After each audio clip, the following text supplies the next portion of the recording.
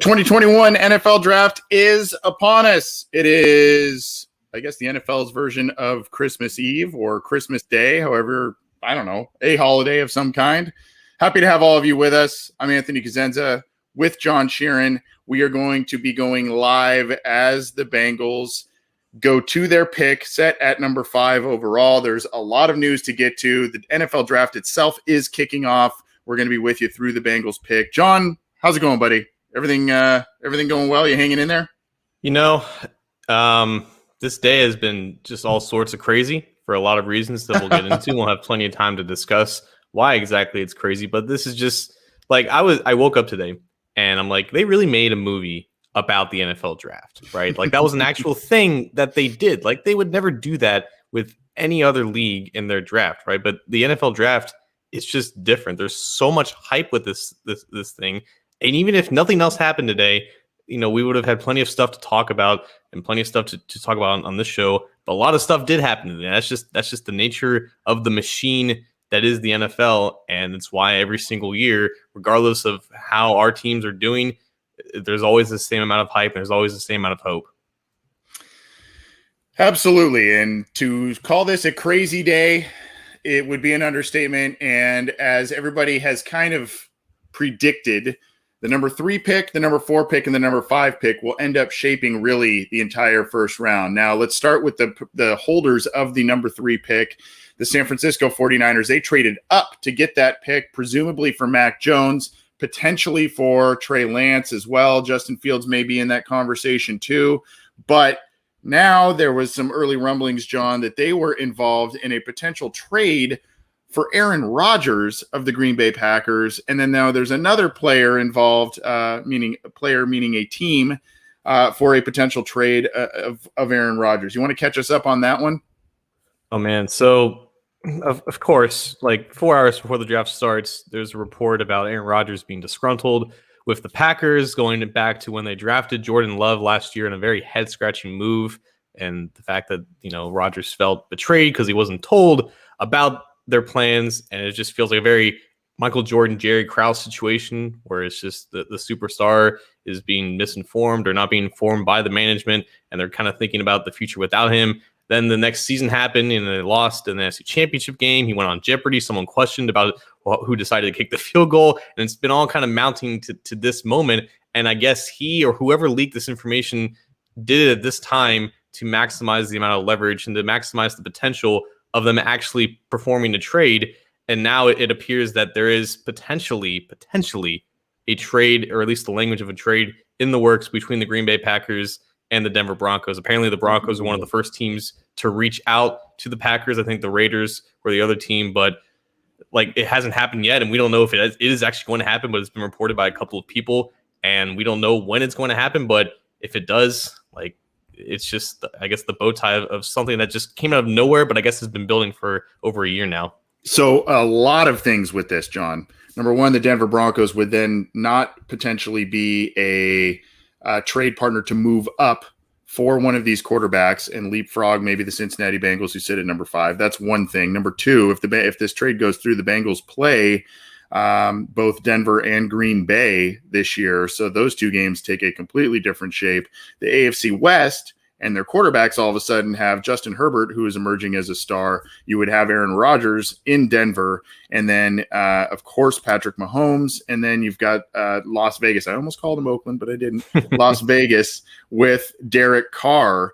And who knows, you know, they may surprise some folks this weekend as well with a potential quarterback selection here. Things are getting started in Cleveland. Here's another one I want to share this. We'll get started here. There is, now it has been debunked a bit, but there is some growing buzz all of a sudden. It seemed to be a foregone conclusion that the Bengals were going to be drafting Jamar Chase at number 5 overall. All of a sudden, there is a growing sentiment through a pretty prominent Twitter account. I'll pull up the article on CincyJungle.com, relayed to us by Jason Markham, that some buzz is building for Penei Sewell to the Bengals at number 5. Now, whether that means a trade back or what have you, who knows? But John, this is Scott Barrett, a guy who has a prominent Twitter following out there, and he expresses basically that Penei Sewell will be the pick at number 5. He's hearing it's locked in, and then he takes it the next step and says, I heard several days ago from a Cincinnati source that the head coach, meaning Zach Taylor, wanted Sewell. The offensive line coach wanted Slater, which is very interesting. Burrow wanted Chase. Ownership leaned Chase. So what do you make of all of this, man? I know our man Malik Wright has kind of debunked this a bit, but what do you make about this whole thing? Well, I would like to stand with just Malik because he's never been wrong before, and I don't know why he would be wrong now. But like we talked about, the Bengals don't normally deploy smoke screens. It's usually just whatever you hear. It's more or less true. But I think Joe Goodberry said it best. If I'm the Bengals and I have Chase as my pick, I would do nothing more than just tell people behind the scenes that I'm going to take Penei Sewell. And that may have been something that has been said. Maybe now it's being spread amongst league sources, but I think this is just way too late in the game to actually mean anything, especially when every single beat writer and you have plenty of national insiders and analysts all leaning and really just settling in on Chase. So I don't deny that Scott had been hearing some of this. I just deny really just how much it means, especially this close to the draft. And I think how Malik Wright put it was basically how he debunked it on Twitter. You can go and find that. Maybe I'll try and dig that tweet up as well. But basically, Malik Wright kind of said, look, my sources are within the organization. Your source is someone connected to. You're kind of getting it from an outside source that is connected to the inside of the organization. So basically there's another arm's length, I guess, is what Malik was saying in terms of Scott Barrett's sourcing of this news. So, the rumor mills are going crazy. Who knows what's going to happen at 3 now? It sounds like San Francisco may be out of that running for Aaron Rodgers. Will they go quarterback? Might they go? I don't know where else they would really go to move up to number 3 there. I know there's been kind of some not very committal language, I guess, to Jimmy Garoppolo by the ownership there. And then, of course, the wild card at 4, Atlanta. Are they going to go quarterback? Are they going to go Kyle Pitts? Might they go Jamar Chase? You had the Lions trying to move up ahead of the Bengals at number 4, right, John, to try and reportedly get Jamar Chase. That's another one that's been coming up over the past 24, 48 hours. So, after the first couple of picks where we think we know what's going to happen, Trevor Lawrence and Zach Wilson going to the Jets there, the next 3 picks are going to be hold on to your seats there, it seems. The 49ers timeline has been so fascinating to me. Like, they traded up, excuse me, they sacrificed like 2 future first-round picks, and you think initially, okay, this is for one of Justin Fields, Trey Lance. They're going to get a quarterback that's a caliber that they don't currently have. Like, they've had Jimmy Garoppolo for a couple of years now. They know what he is. They know that he was the main reason why they lost in that Super Bowl. Kyle Shanahan wants to get better. He wants to just elevate at that position while also continuing to run the scheme that he wants. And then these Mac Jones rumors started swirling around. And I don't think that was ever illegitimate. I think that the 49ers did have interest in Mac Jones as a guy that Kyle Shanahan obviously liked. But I think that was all those quarterbacks were a part of the conversation. And people didn't want to believe that the 49ers didn't have a specific quarterback in mind. So first it was like there was Ben Albright, Daniel Jeremiah, Gil Brandt, I think, were saying that this is for Trey Lance, like right as soon as that trade with the Dolphins happened. And then there were reports, I think, from Adam Schefter, maybe Ian Rappaport, that said that people close to the situation believe that this is for Mac Jones. And then I think after Justin Fields' pro day, he started getting into the conversation. And that makes sense because Shanahan has known Justin Fields for a while now, going back to some QB camps back in when Fields was still really a teenager. So they've always known each other. And everyone thought that was like the secret connection. And then it swung back to Mac Jones and Trey Lance, thinking that they're just deciding between those two. And now Vegas is favoring Trey Lance. So it's almost gone completely full circle. And it makes sense because Trey Lance is a high upside quarterback that you would feel confident that can elevate your franchise. But regardless, like, that whole situation has been really fascinating to me. And people have claimed it's like where the draft starts. But I really do think it starts in Atlanta because there's multiple people saying that they're going to just stay there and take Kyle Pitts. But Anthony, like, I don't know how many teams are wanting to trade up with Atlanta at 4. And I really don't know if they're ever going to get a deal that's going to be sufficient enough for them to pass on potentially the draft's best non-quarterback. It's a great point, and what are they going to ask for? It's kind of the team sitting at 4-5, particularly 5, the Cincinnati Bengals, kind of are in the driver's seat of this whole event. And in night one, because the Bengals lucked or sucked into Joe Burrow last year. And so now they're not desperate to reach for a quarterback. And some teams that may want to come up and give some sort of Godfather deal. Maybe that's something they look at, or they take the best player on their board, not needing a quarterback. And so, whether that's Chase, whether that's Penei Sewell, there's now, with that notion from Scott Barrett a minute ago, the offensive line coach reportedly liking Slater. Maybe he gets back into the mix, and if who knows, but it sounds like what we've been hearing for, the past couple of weeks is that Jamar Chase will be the pick for the Bengals if he's available. There's a dividing line, as we know, amongst the fan base and amongst those who cover the team as to what the team should do. Former players have weighed in, all that kind of stuff. But as we sit here right now and the draft is getting officially started, Roger Goodell, looks like Joe Thomas and a couple of others. I didn't see who it was. Or Bernie Kosar, I see, and some others are taking. Is that Jarvis Landry? Okay. Yeah. Have taken the main stage there. Kings of Leon, the alternative rock band, have kind of been entertaining the folks there. And I know we've got some buddies, Bengals buddies there, John. I know Bengal Jim Foster is there in the house, and other Houday representatives are there. I know Sean Moore, the Houday baby, is going to be announcing a pick on day 3, I think, which is pretty cool. So a lot of good representation for the Cincinnati Bengals fan base there, which is cool. And they're gonna get to see them pick a high quality player with likely a very high pick, unless there is a move back. Do you anticipate any kind of, I don't know, Godfather deal for someone to move up? Of course, it depends on what happens in those first few picks, but I don't know what's too good to pass up if you're the Cincinnati Bengals. You know what I mean? I don't think the Bengals are moving. I think Joe said it best last night. There's just no other team that's really connected to Mac Jones like San Francisco is. So if the 49ers do end up passing on Jones, it's really just him and Fields that are just kind of left. And you think that no one's really going to make an offer to go up for Jones. It'd have to be for Fields. But then there's all this talk about Fields slipping into the 8 to 10 range and maybe into the teens, and that gives the Patriots an easier way to trade up for them. But I think if you're a Bengals fan, you can just sit tight knowing that they're going to make the pick at 5. It's going to be one of 2 players depending on who's there. And if a certain Jamar Chase is there, he's probably going to be that pick. Someone's saying they're seeing Bengal Jim at the bottom left of the stage. I'll have to keep the eye out for him. Knowing him, he's probably got a front row seat and right in the middle of everything, which is pretty awesome. So good for him, and a great guy. He's been good to our show, and a great representative of the fan base there. So seeing some other folks there. I see him with his full fedora hat that he wears, the Bengal fedora thing that he wears. I saw the back of him there. There he is. So anyway, a lot of anticipation over these first couple of picks here.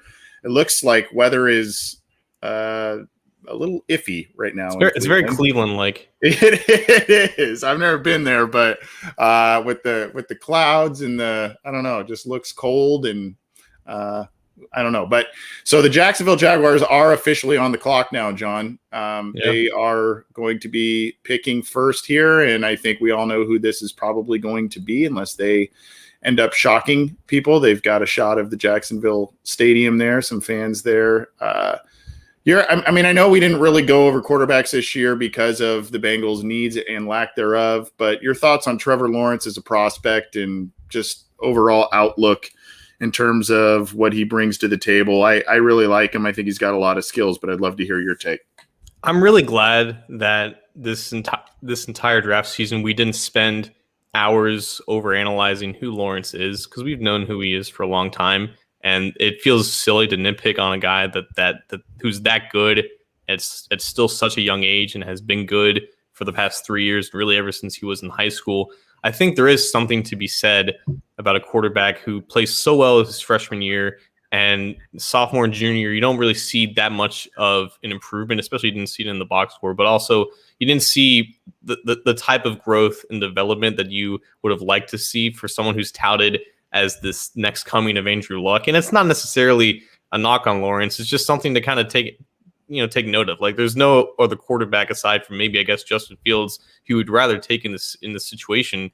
But it is interesting how, his sophomore and junior seasons, it's almost like he played so well as a freshman, and then to beat Alabama in the national championship, that the bar was just set at this ridiculously high level. And I'm not saying that his sophomore and junior seasons weren't impressive. Like, they obviously were, and there's a reason why he's still being picked here. But it must do something to you mentally when you're 18, 19 years old as a freshman, and people are telling you don't have to play another snap in college. You're going to be the number one pick in whatever draft that you go into. And I wonder what that does to someone's mentality and psyche. And I really hope that he hits the ground running immediately as a rookie with the Jaguars, because if he doesn't, like, he's going to be under a lot of scrutiny. And I hope that he can finally turn that franchise around and give them some success.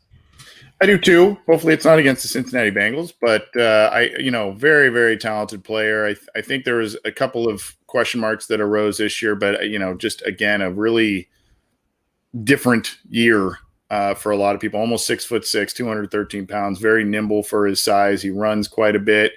I think there was maybe some forced throws and all kinds of different things this year as opposed to the years prior. And but still, I mean, blue chip prospect, very, from the time he grabbed that starting job, it was known that he was going to be a one of the top picks in the NFL. And, there he is, I think, throwing to Higgins right there, which is pretty cool.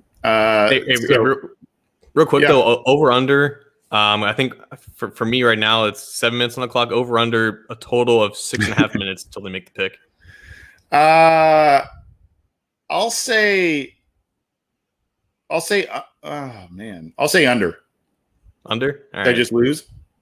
No, like I was going to go over because I feel like this pick should have been made immediately. I feel like they never do, because one, they want to look like they're still in the process of making the decision, even though they've already made it. But also I feel like they just like to hear people talk about them and use this time to talk about, how good they're going to be and how good this player is and stuff like that.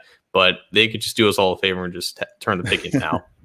Yeah. I can't remember. Was it pretty quick? Were the Bengals pretty quick on announcing Joe Burrow? What I can't really remember how that went last year. So Jake Circus, who is of the Right Way Sports Network, he's actually live in Cleveland now. He just tweeted out because someone, I think Lindsey Patterson asked it, Burrow was about 8.5 minutes out of the 10 minutes. So, okay. I mean, that was pretty obvious too. So, right. So last year, if you joined us on the live stream, we kind of did a makeshift, stream, I guess, of what, the telecast and whatnot. We're not going to try and get into huge trouble this time around. So what we're going to do, we're going to relay. I mean, I think a lot of people are watching the telecast. If not, sorry, but we're probably not going to relay the telecast for you here, but we're going to keep it on NFL.com and share the screen here, and it'll show the picks, and then we can obviously talk about those. But copyright stuff and things being what they are, we're going to try and play it a little safer and not directly relay the televised deal here. What's your favorite? Do you watch ESPN or do you watch NFL Network? So I'm watching ESPN because I don't know if I can watch NFL Network on my computer. So I just have an ESPN. I think I used to watch NFL Network like the last handful of years because I just wanted to steer away from ESPN. But ultimately, it really does feel like the same. Like I think there's an ESPN bias against ESPN because of the certain personalities that they have. But more or less, they say the exact same things. And it's always fun hearing Mel Kiper because he really is like the grandfather of all this stuff.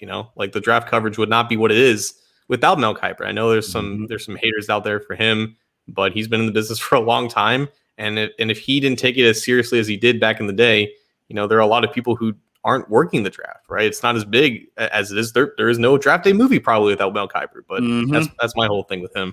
I love the guy. I think he's excellent at what he does, and that's a fantastic point that you bring up in terms of the fanfare of this event. He kind of helped be the guy who stirs the drama a little bit in terms of what happens on draft day, having some polarizing opinions. I know it's been watered down a little bit now that they brought in Todd McShay to kind of work it with him, but I think I know he's not everybody's cup of tea, but I think he's fantastic. I think he knows his stuff, and like you said, the draft would not be what it is without Mel Kiper, and love him or hate him. That's kind of how I feel. I do watch both. I think Daniel Jeremiah is very good at what he does. I liked Mayock as well when he was with the NFL Network, and I like that crew that they have there as well. But I'm a little partial to Mel personally. That's my and I remember growing up with only ESPN televising the draft, no NFL Network really when I was really young. So that's I don't know. Call me old fashioned, I guess. I don't know. Here's a shot of Trevor Lawrence and his family there. John, you're able to see is it ESPN the live feed you said? Yeah. There? Okay. Let's see if we can maybe just out of curiosity though, like what because you're watching a live feed on your TV, right? Mm-hmm. So what does your clock say in terms of the countdown?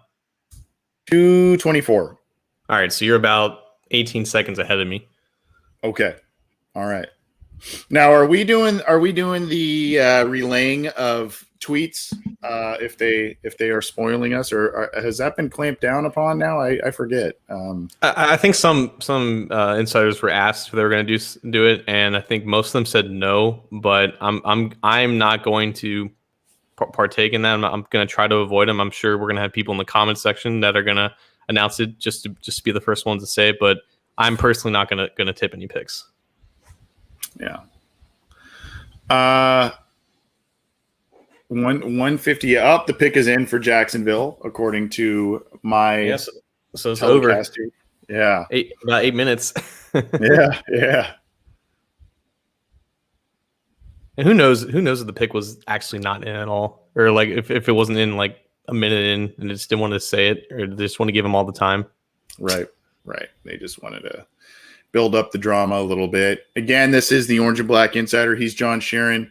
I'm Anthony Cosenza. You can get this show on iTunes, Stitcher, Spotify, Google Podcasts, Megaphone, iHeartRadio, all the major audio platforms. If you're new to it, thanks for joining us for NFL Draft. We're going to be going up and a little bit after the Bengals pick at number 5. If they trade, well, we'll call an audible and figure out something else as well. But happy to have all of you joining us on the live stream. The Jaguars pick is in, and it's going to be announced here very shortly. Presumably Trevor Lawrence, the Clemson quarterback, I assume. And then the fun kind of gets going over these next couple of picks here. I think, John, are we pretty confident in who the Jets are picking as well? Does that seem to be Wilson and that's about it? Yeah, that's Zach Wilson right there. Okay. We can talk more about that, but like that, people compared Zach Wilson's rise very similar to Joe Burrow, and I think there is some weight to that. I think Wilson was like the starter for like a couple years before he just exploded onto the scene, but it's just interesting that Wilson consistently got compared to like Mahomes, and that's like why like the hype is as big as it is. But he's when you go to the New York Jets and you're a second overall pick at quarterback, there is a weight to that it's not the same as being picked, I guess, by Cincinnati. Mm-hmm. So the last the pick is in. Are you caught up, John? Yeah, he's reading it now.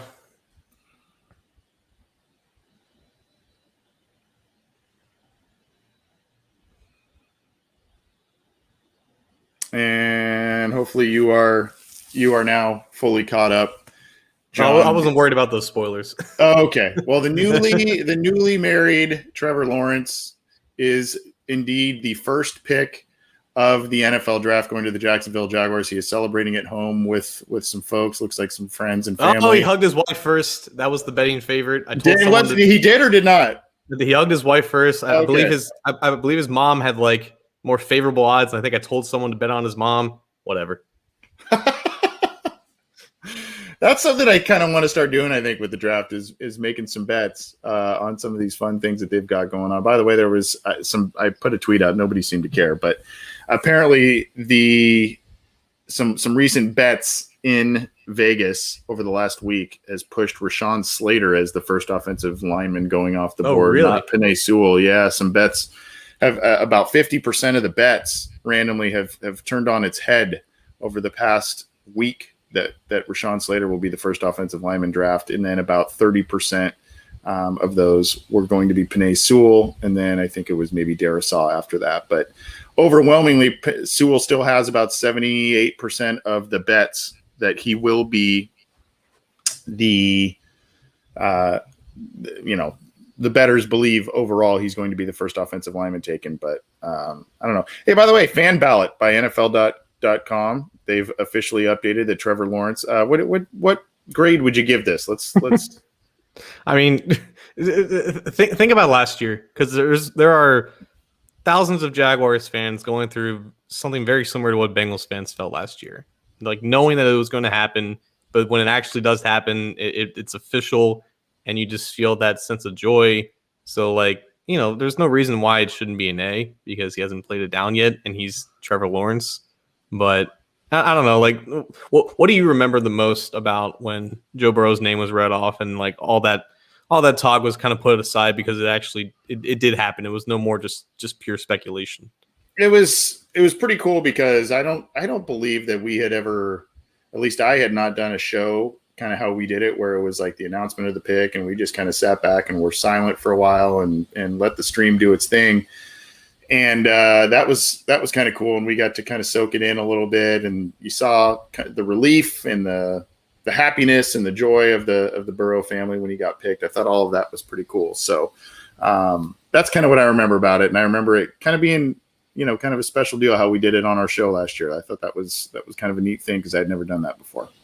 Yeah. So they're showing the Jets now have 4.5 minutes until they are set to make a pick. They are currently showing a lot of Wilson highlights here out of BYU. A couple of very nice throws, but what are you thinking about this kid, especially as compared to Trevor Lawrence, who went ahead of him, and the other 2 or 3 quarterbacks that are talked about going in this top 5, top 10 range? So it just feels right to say that Justin Fields is like the better quarterback right now than Zach Wilson, but the NFL in its evaluation process, specifically at the quarterback spot, has undergone such an upheaval, if you will, and like changing and valuing different things based off of what quarterbacks are succeeding, which quarterbacks are more or less just keeping teams stagnant. And I understand the appeal with a Wilson over a Fields because, like, again, the Mahomes comparisons are just inherently stupid, but you see the throws that he makes and you think, okay, like, there's a reason why Justin Herbert was successful. There's a reason why Josh Allen has now become successful. There's obviously a reason why Mahomes has become successful.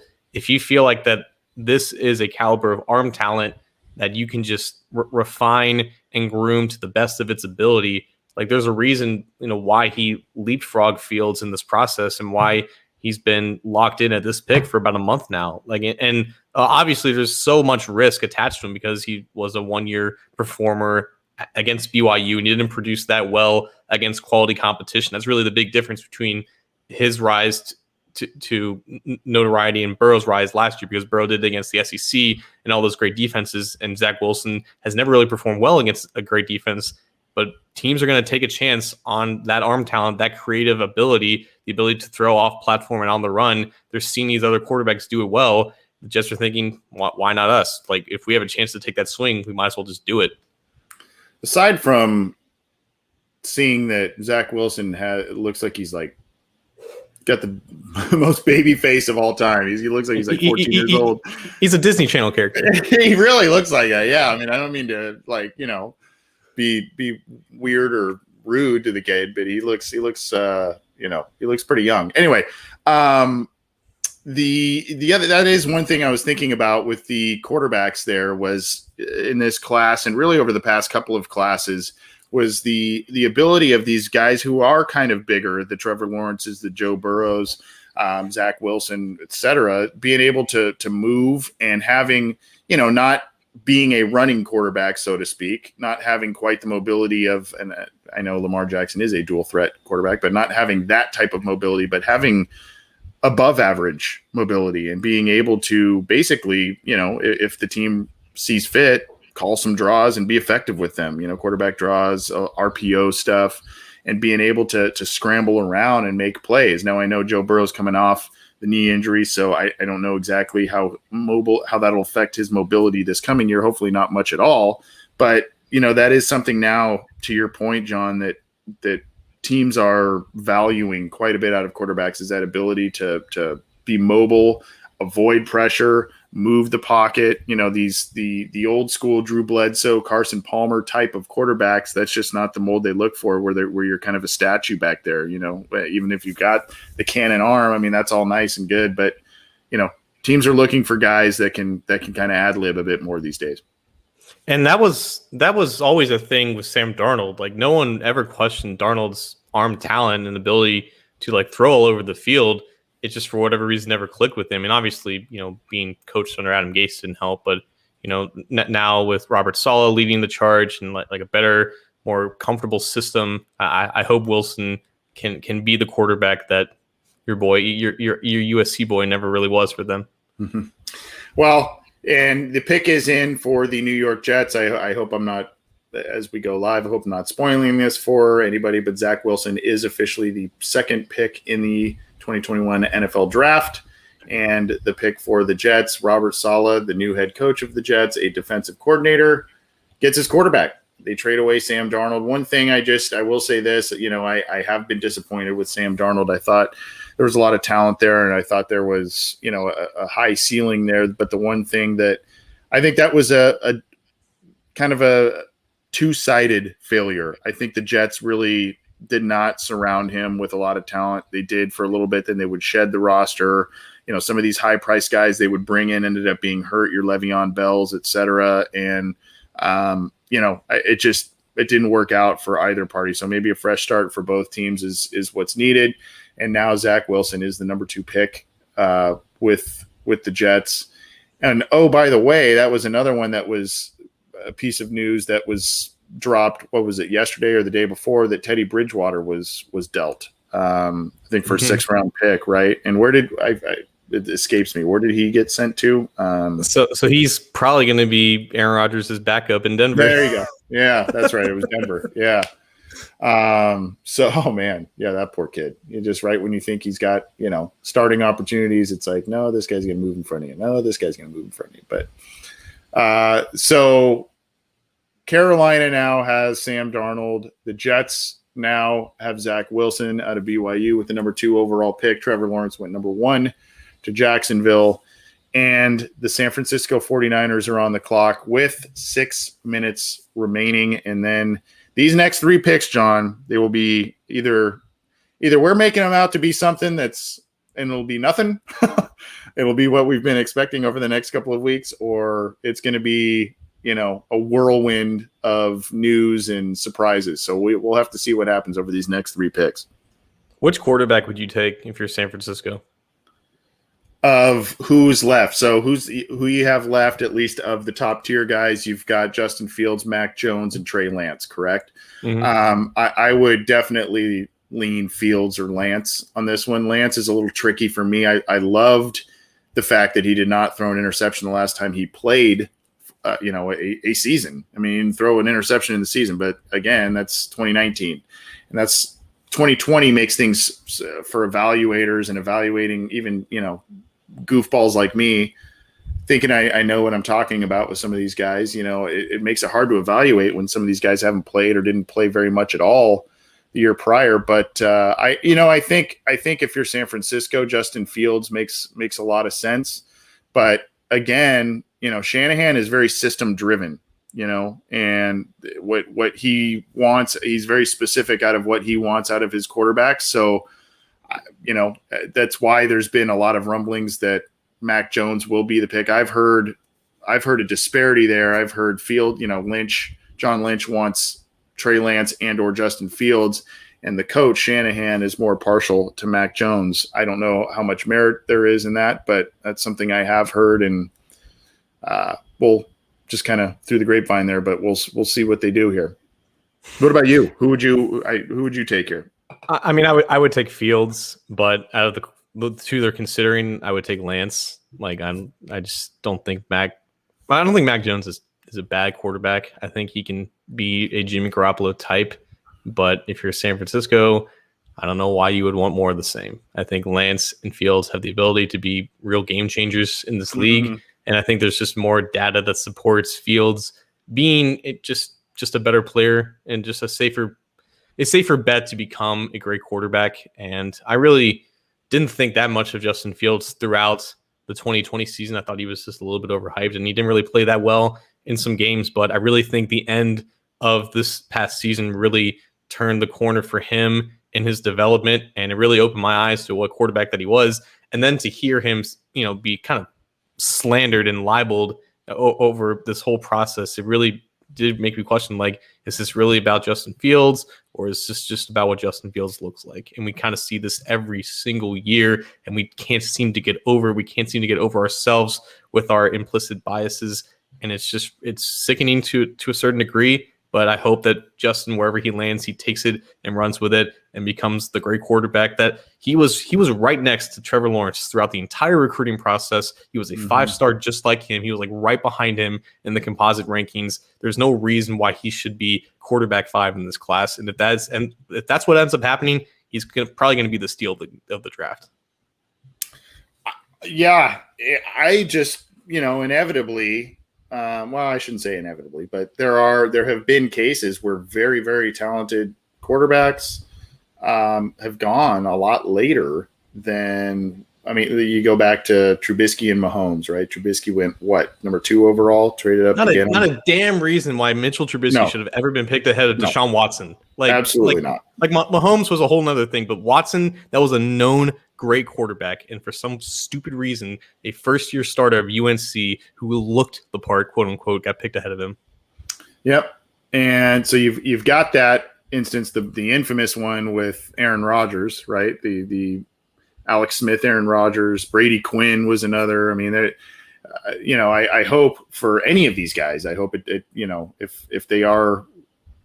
If the consensus is that they're worthy of a top 5, top 10 pick, I hope that they don't sit there and, who was the one? Was it Geno Smith that one time that he sat forever as well? Like, he went in round 2, I think, after he was supposed to be a top 15 pick. And I mean, I know he didn't pan out to much of anything in the league anyway, but I mean, you just you feel for some of these guys that sit there and they just and I think the league has now done a deal where they've taking the cameras out of some of those green rooms, and some of these people end up hanging out at home and that sort of thing. So anyway, hopefully that doesn't happen. The 49ers pick is in, John. So if you were a betting man, no trades yet so far, by the way.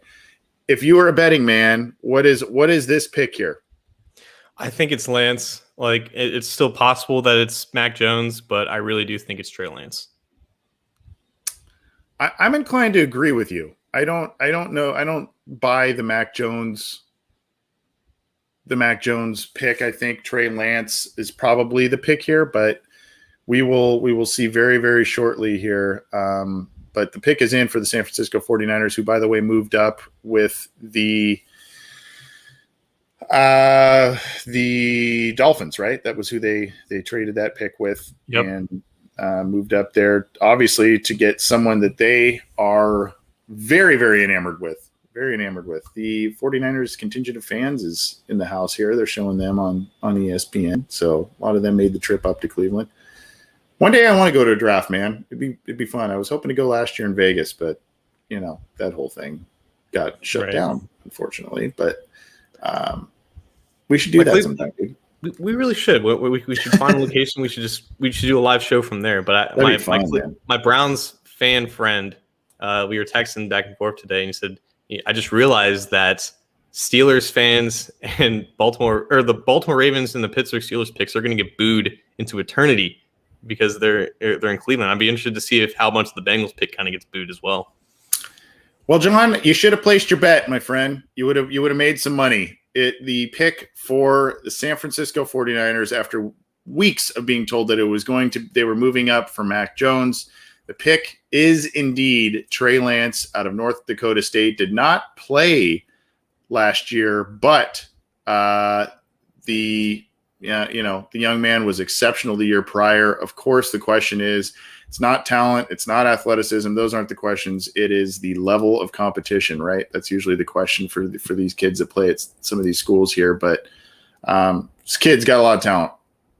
And it's hard to judge this, but like there are multiple people that say like this guy's intelligence, his processing ability, just his knowledge of the game, it's off the charts. And when you have that raw talent and you have that intangible side to it, those are bets that you can usually make to say that this guy is going to turn out pretty good. He may not live up to being the 3rd overall pick, but as long as he's better than Jimmy Garoppolo and gives the 49ers a chance to maximize what they have, then this pick in this trade overall will be worth it for the 49ers.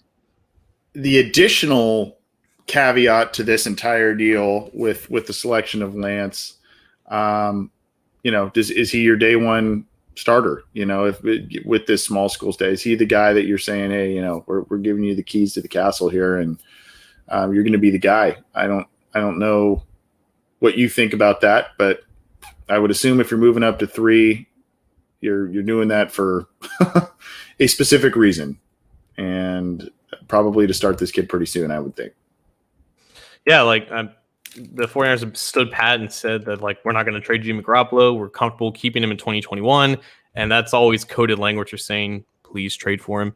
Yeah. So, who really wants Jimmy Garoppolo? Like apparently the Patriots aren't really going to trade for him anytime soon. I believe that was a report. If they don't want him back in New England, I don't know who else would really want him unless he's just taken on as a backup. And you got to think the compensation for trading for a backup quarterback, it's not going to be relatively high. So we've got some commentary here, way better than Mac Jones. A personal friend of mine who is a Charger friend joining us, Lucas. Mac Jones only had you have to know Lucas. he's got a dry, sarcastic and a good sense of humor there, and of course had Waddle and Smith. Yeah, only. You've got Cringe Wizard saying San Fran just set themselves back 5 years. We'll see what happens there. By the way, right now Atlanta is on the clock. They've got 5 minutes left until they pick, and then the Bengals are on the board. Potential trade here, maybe they select Jamar Chase. There was also some rumors. We talked about this on the water cooler chat. There was also some rumors that they were fielding trade offers for Julio Jones because they were maybe going to be selecting Jamar Chase at number 4. This pick right here will shape really not just what the Bengals do at number 5, but kind of the first part of the first round here. I think this is a big pick coming up here for really a lot of teams, and I'm sure Atlanta is getting a lot of calls for trades. Yeah, so this is either a trade back or it's Kyle Pitts. Like I'm very confident in that. There was a report that if a certain quarterback was there for Atlanta to take, then they would very much consider him and maybe pick him. But I think Trey Lance had been connected to Atlanta for a long time now, and now that he's not here, and if they're not able to get a trade that they like for, I guess it would have to be Justin Fields at this point. If no one wants to sacrifice a lot of draft capital to get Atlanta to move out of this pick and not take Kyle Pitts, it kind of seems like they're just going to stand back and take the best player available. Yeah. Trey Lance being interviewed right now. Of course, I can't really hear it because I've got my headphones on. So what do we think? Do you think we're going to get in trouble if we try and stream the draft feed here? Last time that wasn't working well for us, but did we get in trouble for last year? I don't know. We'll have to go back and look. I don't actually know. Is there some legal action that's been pending for a year now? Like, yeah, I don't know. I'd have to. Not to my knowledge, nobody's knocking on my door. So if we share the screen, like if we share my stream, we would definitely get in trouble, right? But I feel like if we took an exterior camera and placed it on the screen, Because that's Like what we did last last year. Like we did last year. Yeah. Like I feel like that's like pushing it, but it's not. They can't necessarily. I don't know. I'm talking on my ass like I usually am. No, you're the smart one here, dude. By the way, a beautiful, beautiful graphic on ESPN's coverage. Quarterbacks taken 1, 2, 3. It's in the draft. The last time it was done was in the 99 draft. Tim Couch, Donovan McNabb, and good old Akili Smith. So they have to remind us all about that. Lovely. Oh, the pick is in. Falcons are making the pick. So Falcons did not trade here. Tony, thank you for the compliment. Appreciate it.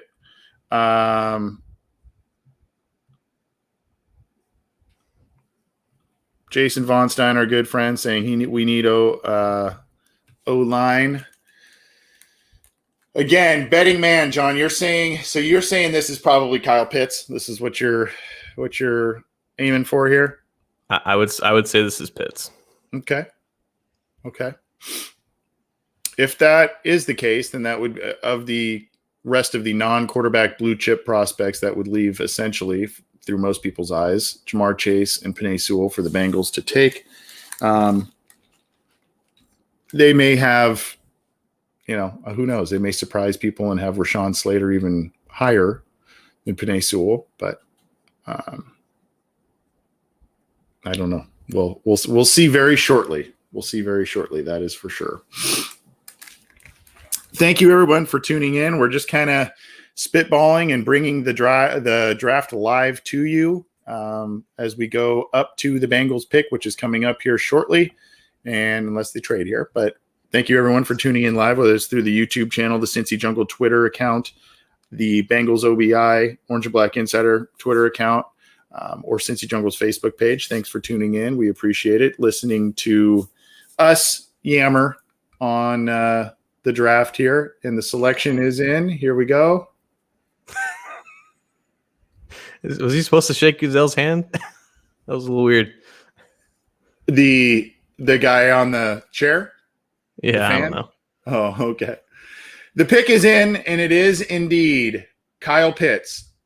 So Kyle Pitts is not an option for the Cincinnati Bengals. I don't know how realistic of an option he would have been anyway. This kid, secretly, I think this might have been the guy I may have wanted most, just because I think he just is arguably the most talented player in this class. I love what I saw from this kid, but again, I think the Bengals still are in a very good position to take a very, very, very good football player here. But I really like Kyle Pitts. Yeah, and I think there is some minor comfort to know that the Bengals didn't pass on him. And I think that was a conversation about, I hope the Falcons, take one of Chase or Sewell so they don't have to pick between them. But I think they're if another team chose a non-quarterback over Kyle Pitts, I think you're playing against the odds that you took the lesser player. And I think if Atlanta couldn't find a trade partner, if they didn't like Justin Fields enough, there's nothing wrong with this pick at all. You should have all the confidence in the world that Kyle Pitts is going to be a really, really good player. And I think the generational talk kind of got out of hand, but it would not surprise me if he's legitimately a Pro Bowl player right out of the gate. He's going to make an offensive coordinator either look like a genius or, a dummy for not using him. And you see there's a really cool graphic here on ESPN where he's playing wideout, he's playing slot, and he's playing tight end. He has lined up. We did a little review on one of our State Your Cases a while back on Kyle Pitts and some of the things. And we showed some plays. I mean, there was one where he was lined up on the sideline, way out, lined up in the slot, another one inline tight end. Again, I think he's a better blocker than people give him credit for. He's not a good one, but that's not really what you're drafting this kid for. I mean, you've got a movable piece that you can shuffle around and get a big play from him at a lot of different points on the field. Here we go. Is ESPN going to go to a commercial right when the Bengals are picking? That's usually what they do.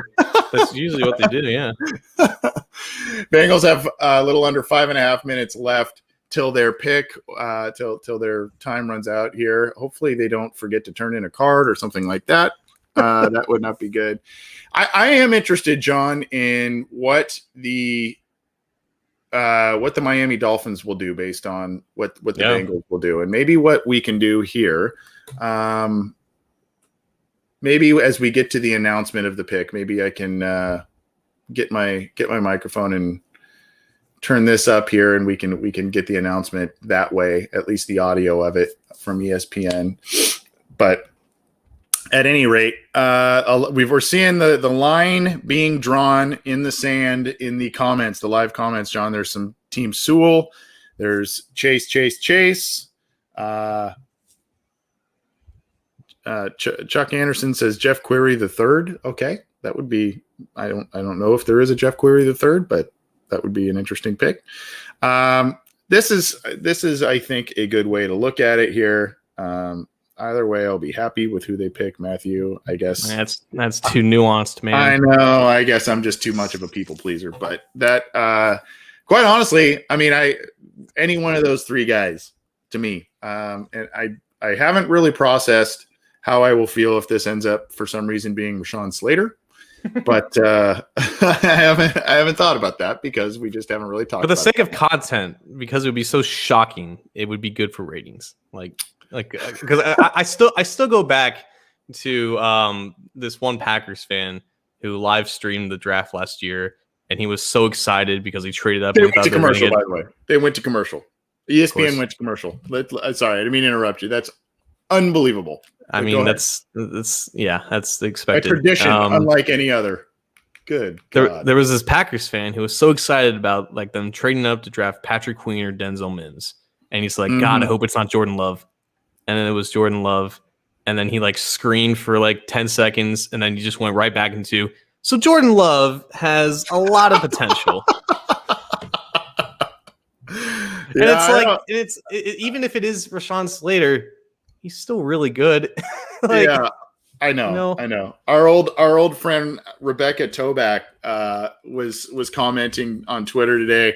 She sent a really funny link of these, I guess these Steelers fans who had were pretty upset years ago that were YouTubers about the Bengals drafting William Jackson right in front of them, and of course they settled for Artie Burns, who was not. Oh, and now NFL Network went to commercial. Unbelievable. It looks like the pick is in for the Cincinnati Bengals, though. Let's see if we can. Let's see if we can get some audio here. I'll turn this up once we get back to. I mean, I'm seeing commercials. Unbelievable! I can't even believe this. Even with the top 5 pick, you can't even.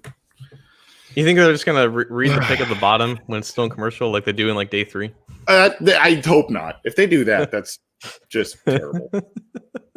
And then all the bias talk that we talk about all the time, that would be. But it doesn't make any sense because they're now starting to implement commercials on half the screen and still showing the field for actual games. I don't know why you can't do that with the draft. It's pretty ridiculous. I mean, but I guess they can't really do that because there's nothing really to watch. I guess for the draft, it's just you want to hear people talk about the pick, and I don't know. I'm not into marketing, not into advertising. You're not? Well, I'm not. That's not my specialty. No. Oh boy. Well, we're waiting on bated breath here to see who the Bengals pick is. They did not execute a trade. We kind of figured that was going to, not going to happen. I think we are pretty confident that Jamar Chase is the pick, but I think what we also need to be, unfortunately, prepared for, and you can take it for what you will. There's going to be some national media talking head fallout if the Bengals do not go offensive line here. And we've already heard, I believe it was Trey Wingo of Pro Football Network kind of coming out and saying certain things that he would be upset if the Bengals did not go offensive line at number 5. And a lot of people calling it a travesty. I don't shoot the messenger, I guess. That's just, I don't necessarily feel that way. I do feel that there is a little bit, we would be able to give a grade on this pick, but there would be a little bit of a quote unquote incomplete grade to it because of the Bengals, what they would do in the next couple of days. I mean, the draft is huge because there's constructive analysis and there's also just the analysis that gets the most attention. And it's when you're deciding between two really good players, one of them, I guess, has to be the quote unquote bad pick. And that's just not fair to Jamar Chase. It's never been fair to Jamar Chase. Just because he's not an offensive lineman does not mean he's a smart pick with the 5th overall pick for what the Bengals need. And it's unfortunate that we never really collectively realized that. But, if he is the pick, then he's going to be a Bengal. And I think the analysis will then evolve with the way that it has to be.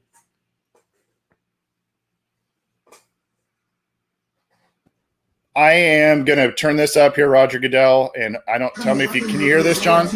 Yeah. Okay. I'll see if, I don't know if our audience can hear it, but Roger Goodell is taking the podium here.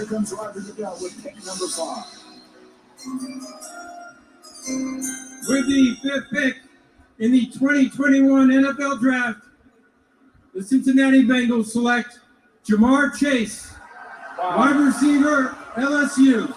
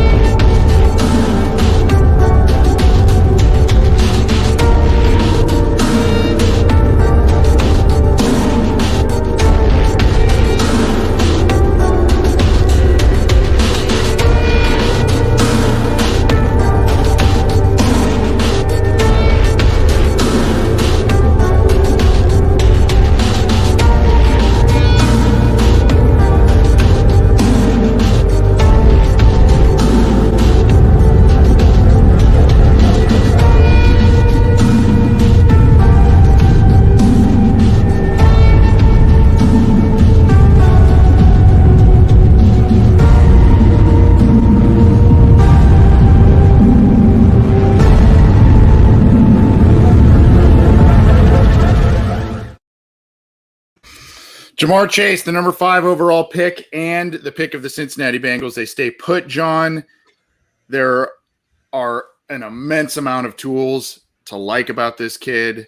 What do you like the best? What do you think he brings to the offense? And tell us all about this kid.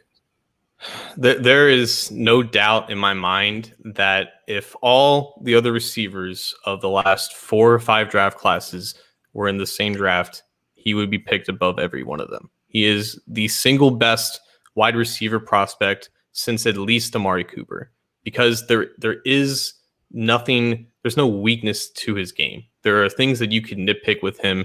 Look, I mean, he's even wearing the number 1 jersey. Like, he doesn't even have to change the numbers for the jersey he's holding up. Like, he is exactly what they don't have right now. And they purposely left that hole at wide receiver to be filled by the perfect receiver to fill it, from Carl Pickens to Chad Johnson to AJ Green to now AJ Green to Jamar Chase. This is just the natural progression for the Bengals and their receivers. And they wouldn't take a receiver this high if you didn't check every single box for them. Production against elite competition at a really young age. He was the number 1 receiver on the best offense in the country at 19 years old. And people had questions about his athleticism. And can he separate? Can he actually win down the field against NFL cornerbacks? I don't know if you want to believe the 4.3, 4.40, but he is freaking fast, man. He is a burner. He can stretch the field. He is explosive as hell. He runs through guys with the ball in his hand. He plays the position like a running back, but he has the ball skills of a top-tier receiver. He is the best receiver prospect that we have seen in quite a few years. and there's no reason why the Bengals should not have considered him with the 5th overall pick. The Burrow connection be damned. On his own, he is a great prospect, and he makes so much sense for them. They're comparing him on ESPN to A.J. Brown. I don't know how I quite feel about that. A.J. Brown is a heck of a player, though, and I like what you said about approaching the position as if he's a running back, and that's something that I have grown to love about this player in the past few weeks, re-looking at things and watching these, he's not a guy that just goes deep. He's not a guy that's just a yards after the catch, dances around tacklers, and he does that stuff. But what he also does is he fights for the football, and he makes tough catches. He makes tough plays. He'll win 50-50 balls. He will do. He plays almost. I hate to use the term, I guess, but he plays a bit bigger than his 6 foot, 200 plus size. He plays bigger than that, and he plays more physical than that. And I think that this has been, and credit to Malik Wright, he has been on top of this. This has been the Bengals' target for quite some time. They had a pretty good feeling that he was going to be there. They've got some work to do on the offensive line. But if they get that part shored up over the next couple of picks, John, especially tomorrow night, maybe they even trade back in tonight. I don't think they would do that. But if they get that part shored up, you've got Joe Burrow, you've got Tyler Boyd, you've got T. Higgins, you've got Jamar Chase. Oh, by the way, you've got Auden Tate still in the mix. Probably drafting another one, I would assume, at some point in this year's class. If they can get the protection shored up, this team can score with anybody. And that's the whole thing, because people, they obviously value protection. They value keeping Joe Burrow upright. But I said it a couple days ago, and I think it needs to be said again. It doesn't matter if Joe Burrow has Fort Knox in front of him. He is going to play the same brand of football that he's always played. I think people who want to protect Joe Burrow above everything, they almost want him to change who he is and be just this Peyton Manning type guy who just sits in the pocket and just makes these quick throws. That's not who Joe Burrow is. That's not who the best quarterbacks in the NFL are. Protecting the quarterback, it matters, right? You don't want your quarterback taking too many unnecessary hits, right? You don't want to increase the chance of him suffering the same injury that he did last year. But if you just prioritize the offensive line, if you just make sure that your offensive line is stable, it has 5 elite players there, and you don't have the proper weaponry around him to actually compete with the best offenses in the NFL, you're always going to be limiting yourself. And I understand had they taken Penei Sewell, like that's perfectly fine, right? Like, it doesn't hurt to have that caliber player at offensive line, but it makes sense why you would prioritize receiver over offensive line with the quarterback that Joe Burrow is, with the offense that they can't have. I understand there's a chicken and the egg argument going here, right? Is it, the old school, build that offensive line, and no matter who you have in terms of perimeter weapons, tight end weapons, they'll look pretty good if you've got ample time, a running game, et cetera. There is logic to that. I also understand the flip side of the argument and kind of how the Bengals are approaching things right now with, hey, get all those weapons. All of a sudden that box up front becomes a little less crowded to make room for the running game, even if you have lesser talent up front. And you become far less predictable in terms of what you want to do play calling wise. So look, a lot of people point to the Kansas City Chiefs and what they did after they got manhandled in the Super Bowl up front. Of course, their 2 bookend tackles were hurt in that game. They had backups kind of all over the offensive line in that game, and it showed. And what did they do? Unfortunately, they got rid of both of those tackles who were hurt, but they made a trade for Orlando Brown. They got Joe Thuney. They rebuilt that offensive line.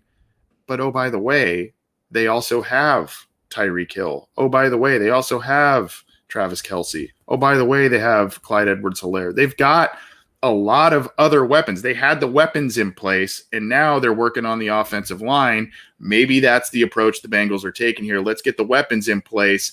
We can rebuild the offensive line. By the way, Joe Thuney, wasn't he an undrafted guy? He was 3rd round, but third round point stands. Okay. Sorry. So 3rd round, Orlando Brown, 3rd round, right?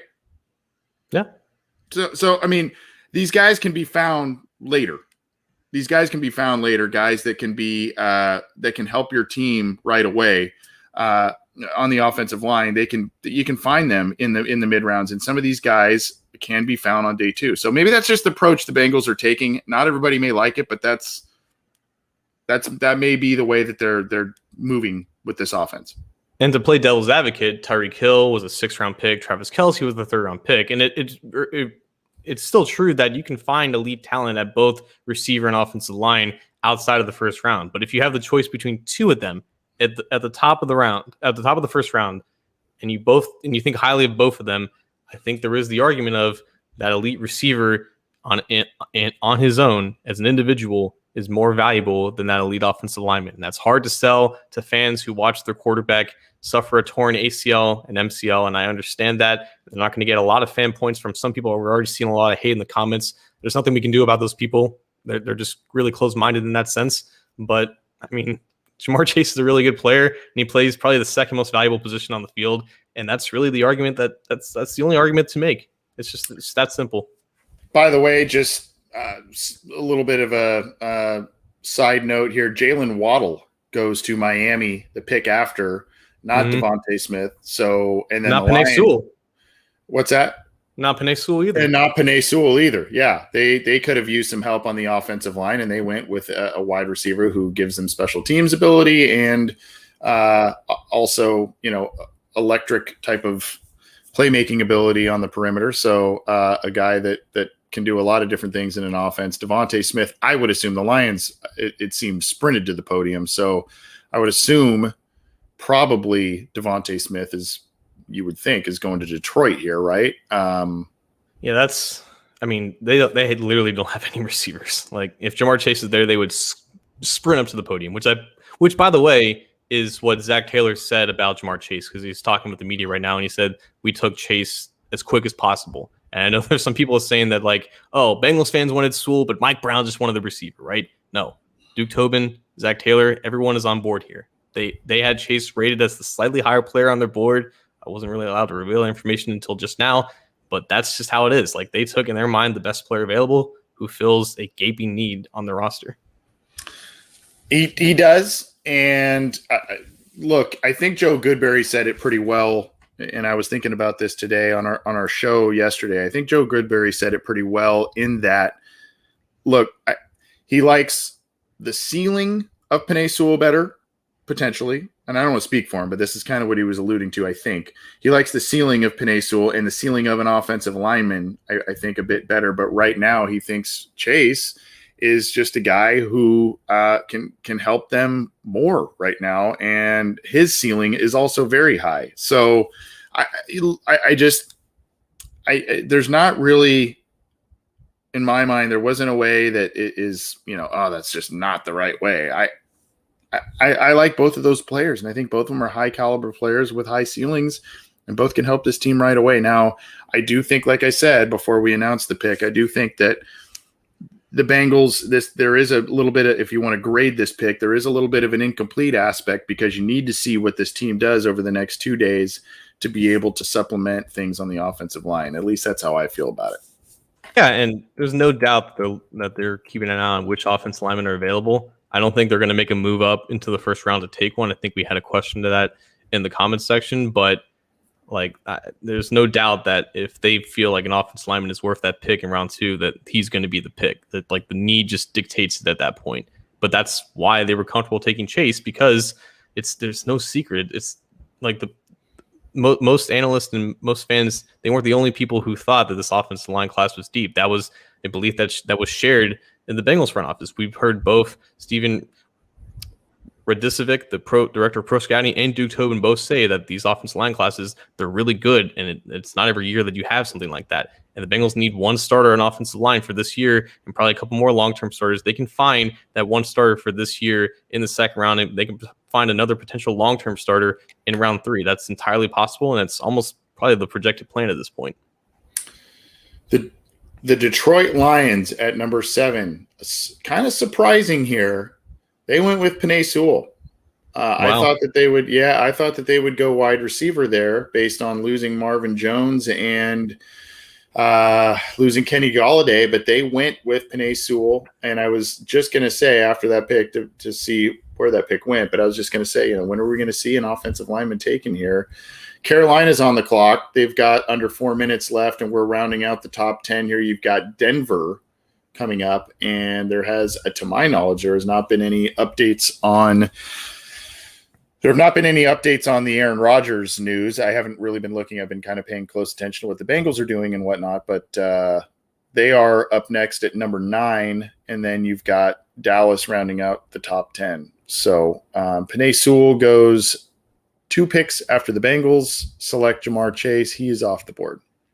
And so I think Penei Sewell's high school coach went on the Bengals Booth podcast with Dan Horde, and he talked about, who Sewell was as just a person. And he described Sewell as someone who would be great to go to Cincinnati because he's not like the guy that would maybe thrive in a big city, right? So he got drafted by like the Jets or the Chargers to go to New York or LA. There's a question about how he would fit in there just as a person. So I think him going to Detroit, where he would obviously start at one of the tackle spots, a city that's pretty similar to Cincinnati in some ways. I think he's gonna really like it there. And I think we both think the world of Penei Sewell, and we haven't really got to know him that much as a person because he's just not that outgoing type of personality. But I think that, as much as Detroit needed a wide receiver, and they still do, like, there's nothing wrong with taking Penei Sewell right there.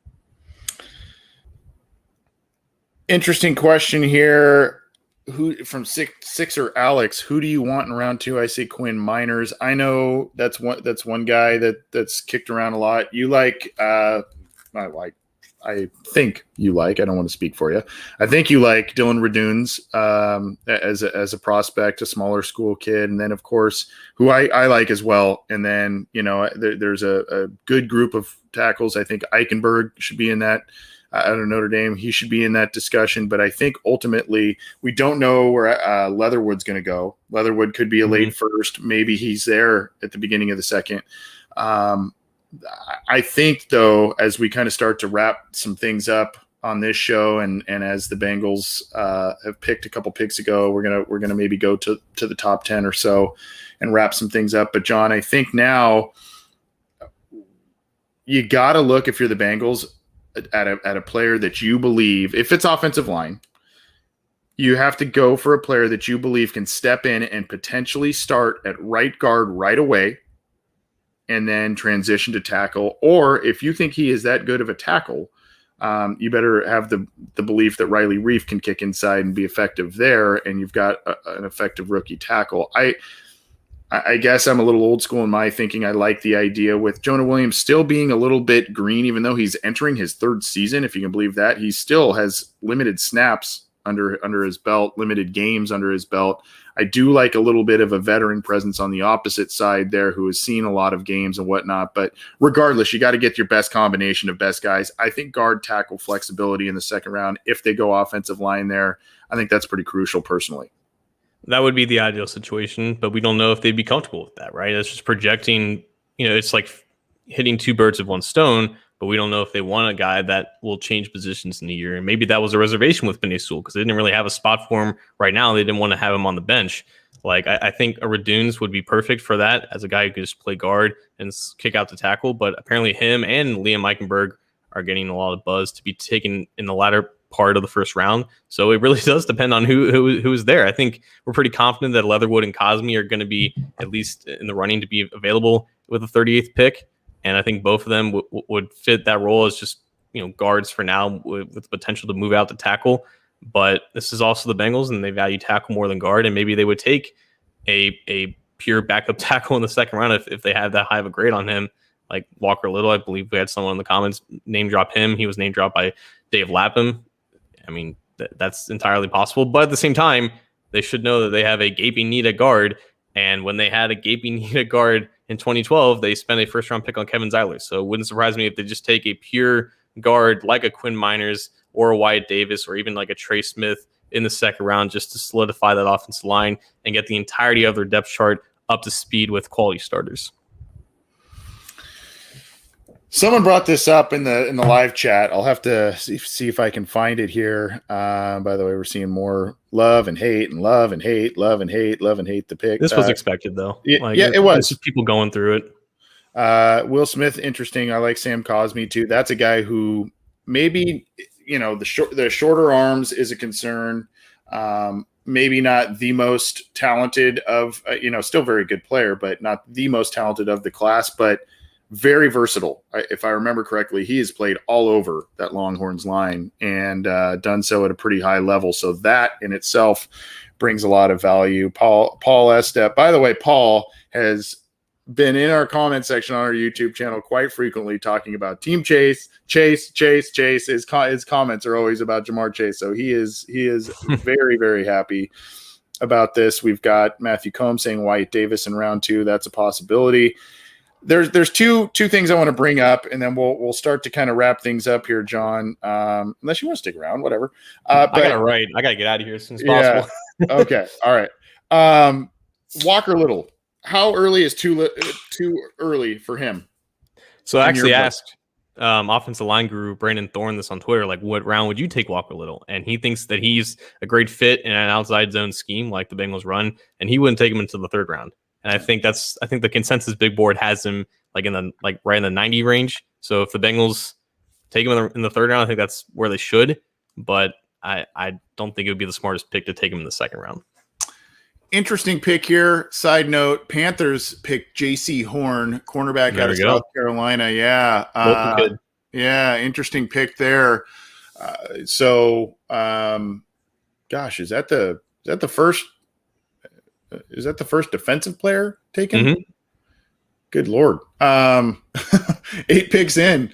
First defensive player taken. Mac Jones still on the board. Maybe this is where he ends up going if this Aaron Rodgers deal falls through with Denver. They are on the clock with 6.5 minutes going, and then you've got Dallas rounding out the top 10. The other one, Walker Little. We got Matt Minnick joining us. Matt's checking in. A Boomer jersey. Yeah. At the Zoo too. I went totally 80s. There you go. Matt, what's going on, man? Been a while. How you doing? I'm good, man. Exciting, like the draft is so crazy, and you hear all these rumors, and there's, especially like this week, like so many crazy things can happen, and we got it. Excited to be here. Well, good to talk with you, man. It's been a while, and I'll hang out with you. I think John's got to take off here in just a little bit to do some writing here, but your overall impressions of the Bengals taking Jamar Chase at number 5. I know that was kind of being talked about as the strongest possibility. I know a lot of people want offensive line, but your overall thoughts and the rationale behind the pick, if you were sitting in the Cincinnati Bengals front office helping to make this pick. I just think he's a perfect fit. I've said before, like, I really like Devontae Smith. I think Devontae Smith, was probably a better football player, like in college, than Jamar Chase was just overall, but not a better prospect and definitely not a better fit for this team. The speed that Chase brings to the table gives them a new dimension. And also, even though he's not a bigger guy, even though he is a little bit more of a speed guy, the way he plays, the way he can make those contested catches, those back shoulders, all those things that Burrow is really good at, and has been really good at in the NFL, that he brings, like he accentuates that strength in Burrow. I mean, that makes it even better. What do you say to folks? Because we've got the polarizing opinions in the live chat going. What do you say to folks when they're saying, Burrow's going to, break his legs and he's going to, he can't throw if he's on his back and all this kind of stuff because the Bengals did not take Penei Sewell, Rashawn Slater, or someone like that at number 5. What's your reply to that? You've got because we're fighting the good fight here a little bit. You've got 7 more picks, and free agency isn't even over. You know what I mean? Like, I look at like people have said, why didn't they do this? Why didn't they bring in this guard? Why didn't they bring in this player? Like, I honestly think that there's some guys out there that they knew weren't going to go right away. I think it makes a lot more sense to, unfortunately where the draft is, you kind of have to take some players in free agency, but you don't have to fill all those slots, and it makes more sense that, I mean, if you get, Vera Tucker or Dickerson, like you get a really good guard all of a sudden in round 2. Why were you spending money on a guard in free agency? So I think it makes sense if you understand the market. As long as you don't miss out on guys, if you know there's still going to be some guys that are available and you're not dropping off that much, it makes more sense to not blow money on things that you might not need when you come out of the draft. So, I'm hoping they get some O-line help here. They add some players tomorrow. Hopefully that in that spot, and we'll see. But I think a lot's going to happen. If it doesn't fall that way for them, there will be some other opportunities. There's still acquisitions that can be made throughout the offseason. I'm curious for both you guys. I'm curious what these folks will be saying about the Bengals offensive line and terrible pick and all of that if and when Jason Bonstein's really letting me down, man. Like, I love you, man, but stop saying 6 and 10 in the chat. That does nothing. Come on, better than that. Slides into the second round and he's there when you're picking at number 2. That's like a mega win. Mm-hmm. But if you're talking about Leatherwood, if you're talking about maybe Vera Tucker, if you're talking about Liam Eichenberg, if you're talking about Raduns, Miners, these guys, I would hope that the tune changes from some of these folks because, they know they have to address the offensive line and they will. I don't know. I guess I'm wondering what will make that tune change. And I guess I'm just thinking out loud. I would just say that this coaching staff has given people no reason to believe. You know what I mean? And I haven't given up on them, and I have seen some positive things. I haven't given up on them, but I get why people are like, well, whatever, we haven't seen anything out of these guys yet.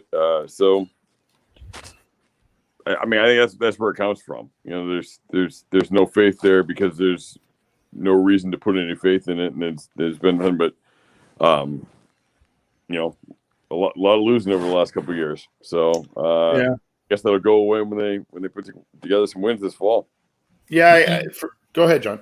Yeah, you shouldn't make your Bengals predictions based off of this pick. That's just asinine.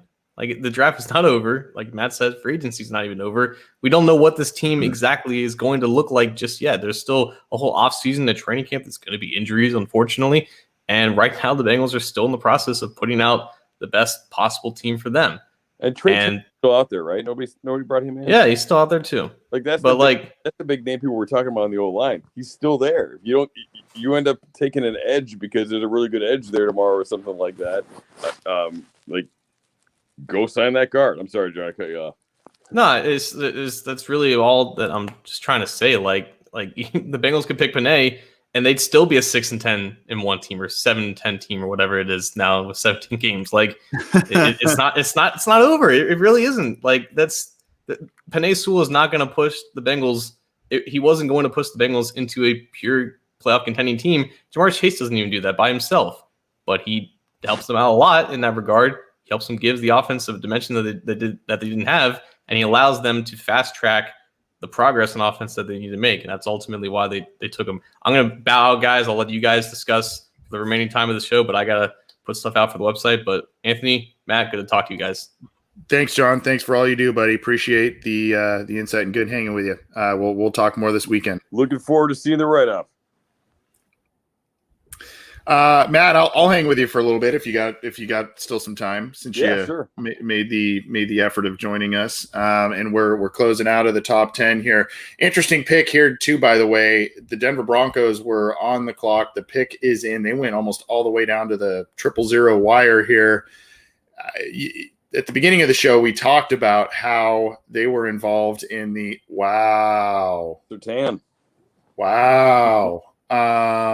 How they were involved in the Aaron Rodgers trade discussion, and they went with Patrick Surtain II.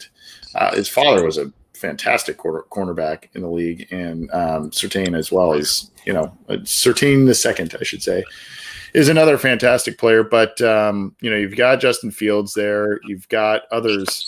That's kind of a surprising pick a little bit, I think. Yeah, honestly, when when you guys were surprised that there was the first defensive player taken with Horn, I thought about it. I didn't actually do it, but I was thinking about making a bold prediction that there wouldn't be one taken in the top 10. Like it just seems like this is very offense heavy early on, and now we've seen 2 corners go in a row. There's one more big name at corner out there, but Farley had the outpatient back surgery or something recently. It might be scaring people off of him. Yeah, Caleb Farley. Yeah, Caleb Farley. So he would have been like the consensus number 1 corner, I think. Jeremiah had him as one of his top 5 players in the entire class not too long ago, and then the medicals showed up, and I think that's scaring a lot of teams. Yeah. So it's crazy. Like all of a sudden, the corners are flying off the board pretty quickly. Not a ton of like top end defensive players in this draft, and overall, in my opinion. No, there's not. Yeah. Here we go, though. I mean, that opens up some opportunities, and like these are teams that aren't taking offensive tackles, so that's good. Yeah, I think this next team who's up, though, is probably going – I assume this is going to probably be Rashawn Slater. This is Dallas on the board here, and I know you do a little work covering some stuff for them. Am I off base in thinking that they're going to go offensive line here? I think it's a good shot of it. Unfortunately, there was a lot of interest in defense from them. There was a lot of interest in really both of these corners. So I don't know if I see it being a corner anymore at this point. I don't know if they do it, but with the Sean Lee retiring, maybe they go linebacker, maybe they go with Parsons. Parsons, yeah. And that's more of just kind of the overall talent of the player there too. But I don't know how much of a fit he is. Schematically for what they're trying to do. So, I would say probably Slater. That makes the most sense to me right now. Yeah, you've got a string of NFC East teams picking back to back to back here. You've got Dallas, you've got the Giants, and then you've got Philadelphia. Have you been paying close attention to these first 9 picks, Matt, or were you jumping in kind of late? I guess the reason I'm asking are, some of the better players available that in your book, since you're a film buff and a great analyst of players, I'm curious to, know some of your best available that's still out there. Putting you on the spot, of course. No, like I said, I think it's very offense heavy here. At some point, like I said, I think Devontae Smith was a really good college football player, and I think Chase is a better prospect because of some of his things athletically, and for some other reasons, really the metrics and all that type of stuff. But it'll be interesting to see if somebody takes him in these next few picks. I think the Eagles or somebody you could think of with a guy like Smith. They definitely have a need there, and we just saw one Bama quarterback paired with a Bama receiver. We could be seeing another old Bama quarterback paired with a Bama receiver here. Mm-hmm. So that would be an interesting one. Oh, the Eagles just traded into the pick.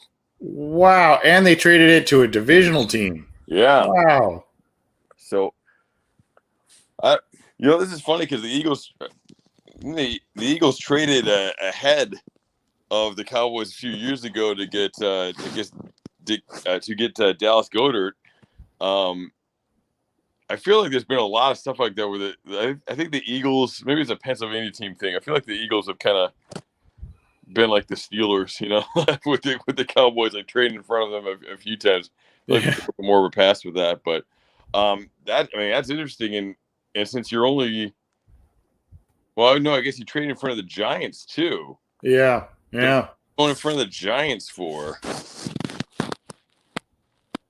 man, I can't. I'm not sure. I mean, the Giants need so much. I'm not sure what that would be. Maybe that's the line. I mean, we know that was an aging offensive line with the Eagles. Potentially. I almost wonder if there's also. I guess they're committed to Jalen Hurts, right? Is this Justin Fields for competition? I don't know. I don't know. They pick up 84. They pick up the number 84 pick. The Cowboys do for dropping 2 slots. And Devontae Smith is still out there, right? Yep. I didn't see him. Yeah. So maybe they look there. I know they had. Yeah. Well, they got Rager last year, right? There was one that was, the people had talked about the Giants as possibly going for a receiver. Maybe they were concerned about that, wanted to get in front of them. Or yeah, I don't know, because you're right. The quarterback thing doesn't make a ton of sense, I don't think, for them. ESPN is still showing Philadelphia sitting at 12 as well. I don't know how that has to be an error. I mean, I haven't seen the parameters of the trade there. I would assume. The Cowboys come up. Yeah, so they traded back 2 slots, and the Cowboys picked up, I think it was 84, the 3rd round pick. Okay. Okay. Man, it's saying there's only a minute 20 on the clock here. Right. So should have an answer pretty soon with this one.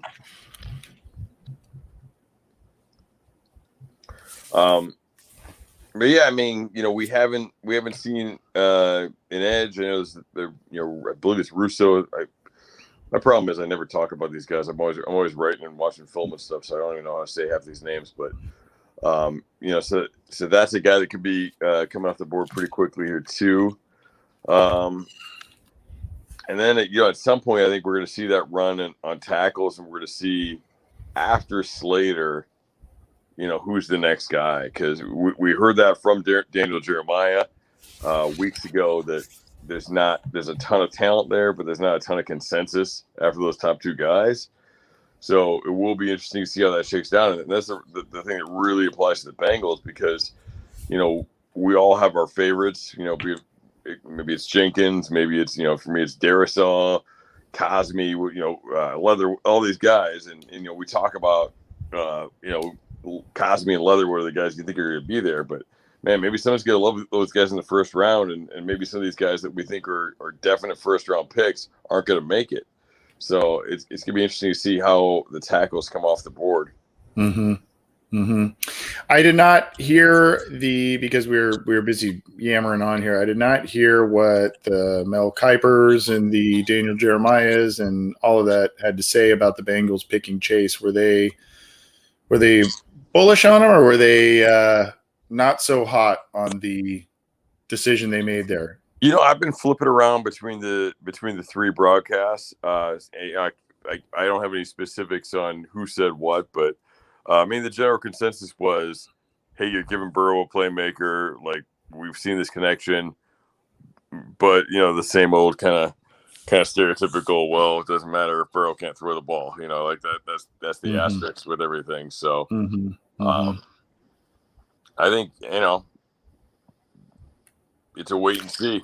Yeah, I mean, that's what I was telling John before you came on and joined us. I basically said, this is an A+ pick for the Bengals with an asterisk, and that asterisk is kind of what is to be determined in these next couple of rounds. And that's what I think the message has always been for the Team Sewell people, which has always been, there's more than one round. The Bengals have high picks in these rounds.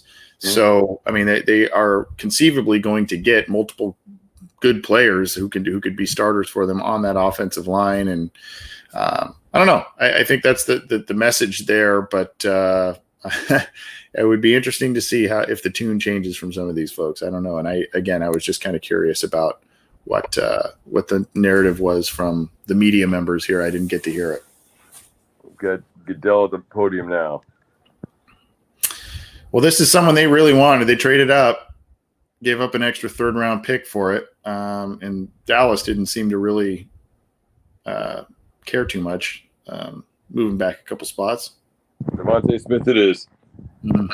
So there you go. Smith comes off the board. They're not afraid of the size. I mean, and again, it's very interesting that you've got Tua paired up with a Bama receiver, and then you've got Jalen Hurts paired up with a Bama receiver now. And was they drafted Rager last year, right? Yes. Yeah. So there's their wide receivers of the future. Rager, I think, wasn't he hurt pretty much a good chunk of last year? I'm not sure what his deal was. If he was hurt or just underperform or what, but yeah, I'd have to check that out. But the Giants are on the clock. Then you've got Dallas, and then the Chargers coming up at number 13. Let's start. I don't want to wrap up so quickly after you got on here, but Matt, we'll kind of start winding down here. What are some things to look for the Cincinnati Bengals? Maybe some of your favorite sleeper picks in this class based on some things that you have looked at. I mean, just we're not talking about sleepers. I think you mentioned Raditz from North Dakota State. He's definitely not a sleeper. I think in that conference at Northern Iowa, there's another tackle who actually played right tackle too at Northern Iowa, and is that Spencer Brown? Spencer Brown, excuse me, I couldn't spit that out. Spencer Brown put up some ridiculous numbers in his testing. So I think he's a really interesting one, and because you have Riley Reif, you have the freedom to take a guy who maybe isn't ready to play right away. So it gives you that type of flexibility to do that because you've got Reif in the building. So I think he could be an interesting one for them.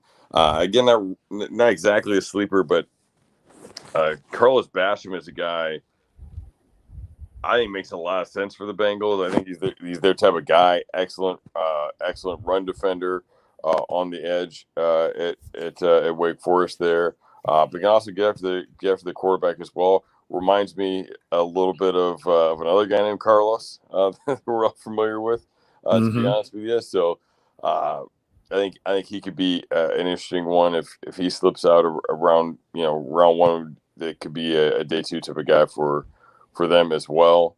And I think we talk about the main receiver position, but we also know that the depth there is an issue. Especially with Alex Erickson leaving, I think that we could see somebody who's maybe a punt returner guy and maybe kind of a change-up slot type of guy like Erickson was in a way. I think we could see somebody going a little bit later. One thing to note, though, like Alex Erickson, we think of him as a small slot, but he was a 6-footer. So I think you look at a lot of the slots that are in this. Sorry, the Bears have the 11th pick now. Yeah, they moved up. So these that just caught my eye. These teams are kind of wanting to move out, Fields, right? That's a great point. Probably, yeah. Fields or maybe Mac Jones. Yeah, those are the two there. Here's a question for you, Matt, from the live chat. Coach, do you see a run on cornerback or receiver to slow the run on slow the run on offensive line? I would say maybe wide receiver, since there's maybe a couple there, but now we've had a few come off the board here. But what are you thinking? I mean, all the the top guys are off, but we still have the Bateman from Minnesota. You still have, I really think the other guy from LSU is going to go in the first round too. So we'll see a couple of those guys come off. I think. I'm making a prediction. I think Terrace Marshall goes to Baltimore. I think that is a Baltimore written all over it. To me, I just, with the speed, and I don't know, that seems like a profile of a player they would take at the end of the first round, like a Torrey Smith, and all the list goes on and on. Hollywood Brown, I just see it. I see it happen. Anyway, go ahead. Yeah, no, that would definitely be a great move for them. I mean, I don't know how many more there could be to come off. At this point, I don't think it's going to be quite like it was last year at that position. It's going to be interesting to see what people think of like the defensive players overall, because like I said, there are a ton of top end guys, and if some defensive players do start to come off the board, I do think at the tackle position it's more about who comes off, and how that list finally shakes down than anything. Because I mean, we haven't even seen Slater go yet, and no. And maybe Dallas moved back with the thinking that they can get a third round pick in their pocket and still get a guy like Slater, because I would think the Bears right now have to be taking one of those two quarterbacks. It looks like it may be Justin Fields, but we'll see. Yeah. The pick is in, but I would assume that's where they're going. That's true. And then Dallas is up next. So, yeah. And swipe Slater from the Chargers, who I'm sure would love to. Yeah. So Slater's gone. I mean, Slater's not going to make it very well. No. Past this. And then I think probably the Chargers would be taking an offensive lineman. That may be where you see a Vera Tucker or a Darisaw or, someone like that potentially going to the Chargers. And then you kind of got to sift through what's left there. I would think the Chargers their offensive line is kind of a mess as well. So I would think you may see back-to-back. Just fans about how stupid we are and how, we would take a tackle. We got to protect our guy. Our guy got hurt. So put their money where their mouth is with that one, I guess. Yeah. But the Bears pick is in here, so we'll see. All right. All right. Well, no, he's just talking about, I don't know. Oh, I think we got another guest. We got another guest here. Zim, what's going on, bud? Zim, you gotta be on cloud 9, my friend. You gotta be on cloud 9 based on what we just witnessed a few days ago. You have been the king of Team Chase, and you gotta be just revved up. How you feeling, buddy? Hello.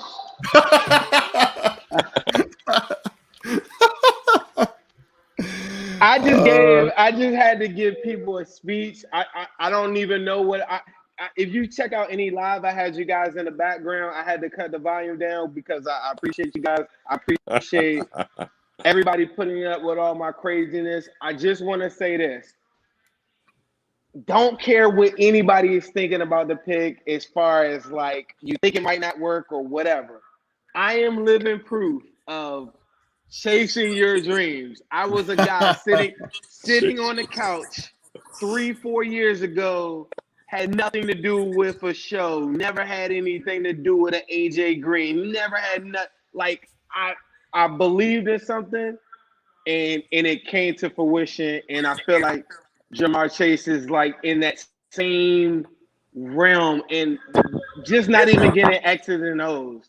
I don't know if my sound is messed up, but just not even getting in the X's and O's. Just, man, when I first told people that we should get a wide receiver in November or December, can you imagine if you're hearing the backlash today? People were writing on our comments like, I'll never watch your show again. And to believe, I took that same energy. Everybody I went to the Paul Brown Stadium, everybody, I don't care who it was, a reporter, Elizabeth Blackburn, it could have been somebody's mom. I'd have been like, are you familiar with Jamar Chase? Like, until I just went around the whole thing. And people were like, why do you feel this way? I'm just like, I'm so done with trying to appease the media or trying to do what somebody else is telling us the traditional way to do it is. I told Elizabeth this. I said, at some point, you're going to have to dictate and you're going to have to put things in a different, you're going to have to go a different route. Because currently right now, 5 straight losing seasons or whatever it is or whatever, it's just not working. We could block. We could go get something and not get value like bad teams do, not get value.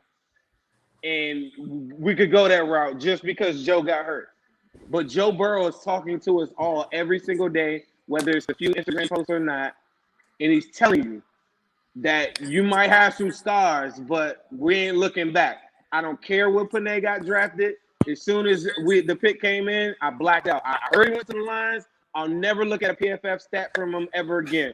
I'll never care about what he does. I don't give a shit if you show me a pancake block from him. I don't care anything about Panay from this moment on because I've already dictated my own future by putting it in my own hands. And if people learn to do that in life, you'll never go wrong. We could go do a million things. somebody could not be healthy tomorrow. Jamar Chase might twist his ankle before the win, but they did it their way, and they're going to do it in a way that I think can work. And if it doesn't work, nobody needs to second guess it. It is the talent that was right there that fit the value, that fit the need right there at the top of the board. And people might not be 100% with the pick, but soon you will be when them points get on the board. I will assure you that. Well, if they do lose, however often it may be, that they'll lose fun. I mean, they'll put points up. That's for sure. Look, you know what the next thing is that you got to chase him. You got to get Chase on your show. You got to get him on your podcast, dude. That's the next step, dude. 100%. That's how it works. I thought you were going to say the next thing that we need to do is now go heavy offensive line. Yeah. Heavy, well, that is heavy, the next heavy, step. heavy. But yeah, before we get to Chase on the show, because you know Chase is getting on the show. Like Chase, I talked to Chase's father. Chase is coming on the show. Joe's coming on the show. Sissy Jungle's going to come. We're going to take over this whole thing. And this is where it started tonight. I need you guys to get on board with this thing. It's time to get hyped. It's a new day. It's officially here. We don't have to fake talk about, oh, yeah, new day. Like, no, this is the real deal. This is not a drill. This is really happening, people. Like, 2005, rest in peace, Chris Henry. The things that people want, go look at those rosters. They could tell you in hindsight what Rich Brand was. They could tell you in hindsight what all these guys were. But Jonah Williams is a first-round pick. Riley Reef is a first-round pick. Xavier Sulafilo was the first person picked in the second round. And though it may not be everybody's cup of tea, the second-round guy that's about to come up that comes to protect Joe or whatever will make this all worthwhile. Good teams do not pick a guard in the top 10. Good teams pick their starting guards in the second round. History says so. Go ahead. The Bengals. The Bengals have done it. I mean, and look at a couple of guys that they did it with in recent history. Look at Eric Steinbach in that critical 03 draft. Eric Steinbach was a first-round talent, slipped right to that very, very top of the second round. Bengals got him. He was a great player for them, a great player for the Browns after he left Cincinnati. After that, a little guy called Andrew Whitworth was a guy they drafted in the second round, started him at guard, ended up playing tackle for him. I think he's turned out pretty good.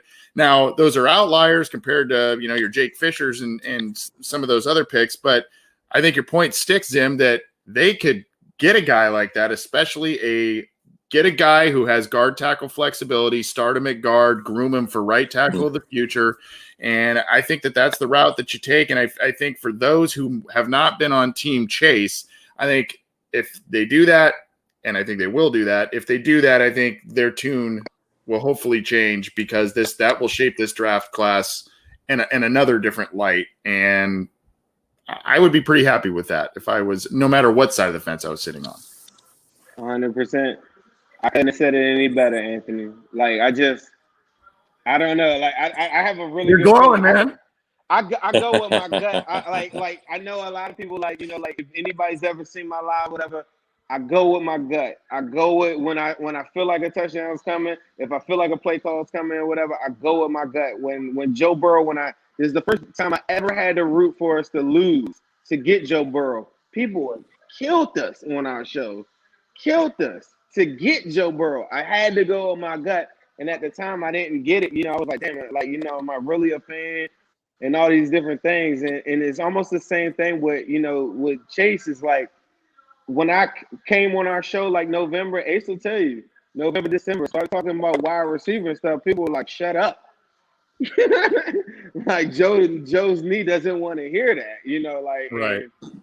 To get to this point right now, like, it is insane. I didn't think that. I thought, like, today I had a feeling like Panay would be the pick. Just I know it was a little bit of smoke screen stuff or whatever coming on. Like, something about that Joe pick early in the lobby with Jamar, and then now we hear the stories now. Joe texts Jamar first thing in the morning and said, "Hey, get your bags packed." So it's all these different things that were going on. I came on the show with John, and I probably shouldn't have. Who did I go with? Parsons. Cowboys? Okay. Yeah. So yeah. Slater's still there. Slater's still there. We're at Darisaw 13, is still and there there. hasn't been a tackle taken. There's only been one tackle taken. Well, And I'm that's sure- and I'm that's the thing. And that's the thing. That plays right into our hand. Oh yeah, it's incredible. Like it's incredible. The Chargers will probably take Slater next, I would assume. By the way, we didn't really talk about this. The pick prior to Dallas taking Micah Parsons. Micah Parsons is a stud, by the way. Just happens to not play a premium position. But prior to that, Justin Fields, that's who the Bears traded up for in case didn't want to gloss over that one. But big move for them. And I guess if you've got some sentimental feelings about Andy Dalton, poor Andy Dalton, he gets there and he's the starter. And then what do they do? They go and they get Justin Fields, but he still may be the starter, just maybe on a very short leash now. We'll see. But Justin Fields, feel good for him. I know it's a little later than he probably should have gone in a lot of people's estimation, but still, a pretty high first round pick. You know what's so crazy about that too? I was super high on Leighton Vander Esch. You got to think if they pick Parsons, they're probably going to decline Leighton Vander Esch's 5th-year option. I don't think they picked that up yet. So it's some things behind the scenes too that I'm just thinking about, because a couple years ago, Cowboys linebacker core, I was talking about trying to emulate something like that, and then the league just switched on them real quick. So. That's really crazy. Somebody asked me who are my second-round targets. Who are your second-round targets, Matt? I mean, you want to go offensive line, so we're hoping somebody slips. I think somebody big, bro. I think somebody big is going to slip. I think Tevin Jenkins has been a guy in ABT. Those are two guys that they might not be there at 38. Yeah. Oh, okay, ABT. Yeah. Yeah. No, I'm with you.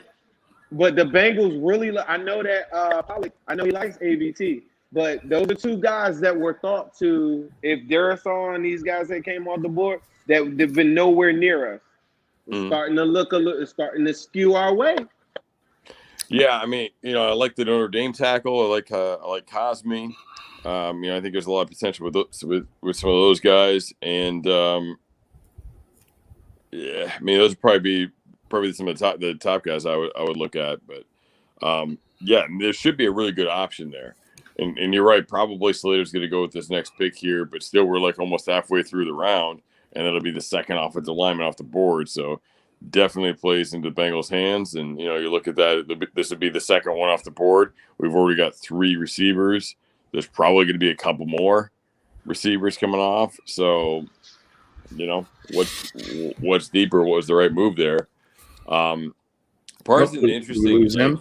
Does he fit into going into that Seahawks system? Is he the Bobby Wagner? Is he going to be the Mike? How are they going to use him there? I thought he was a great blitzer. I'm really glad that he didn't somehow sneak into the Steelers or something like that, because he would have been a really good fit for a team like that.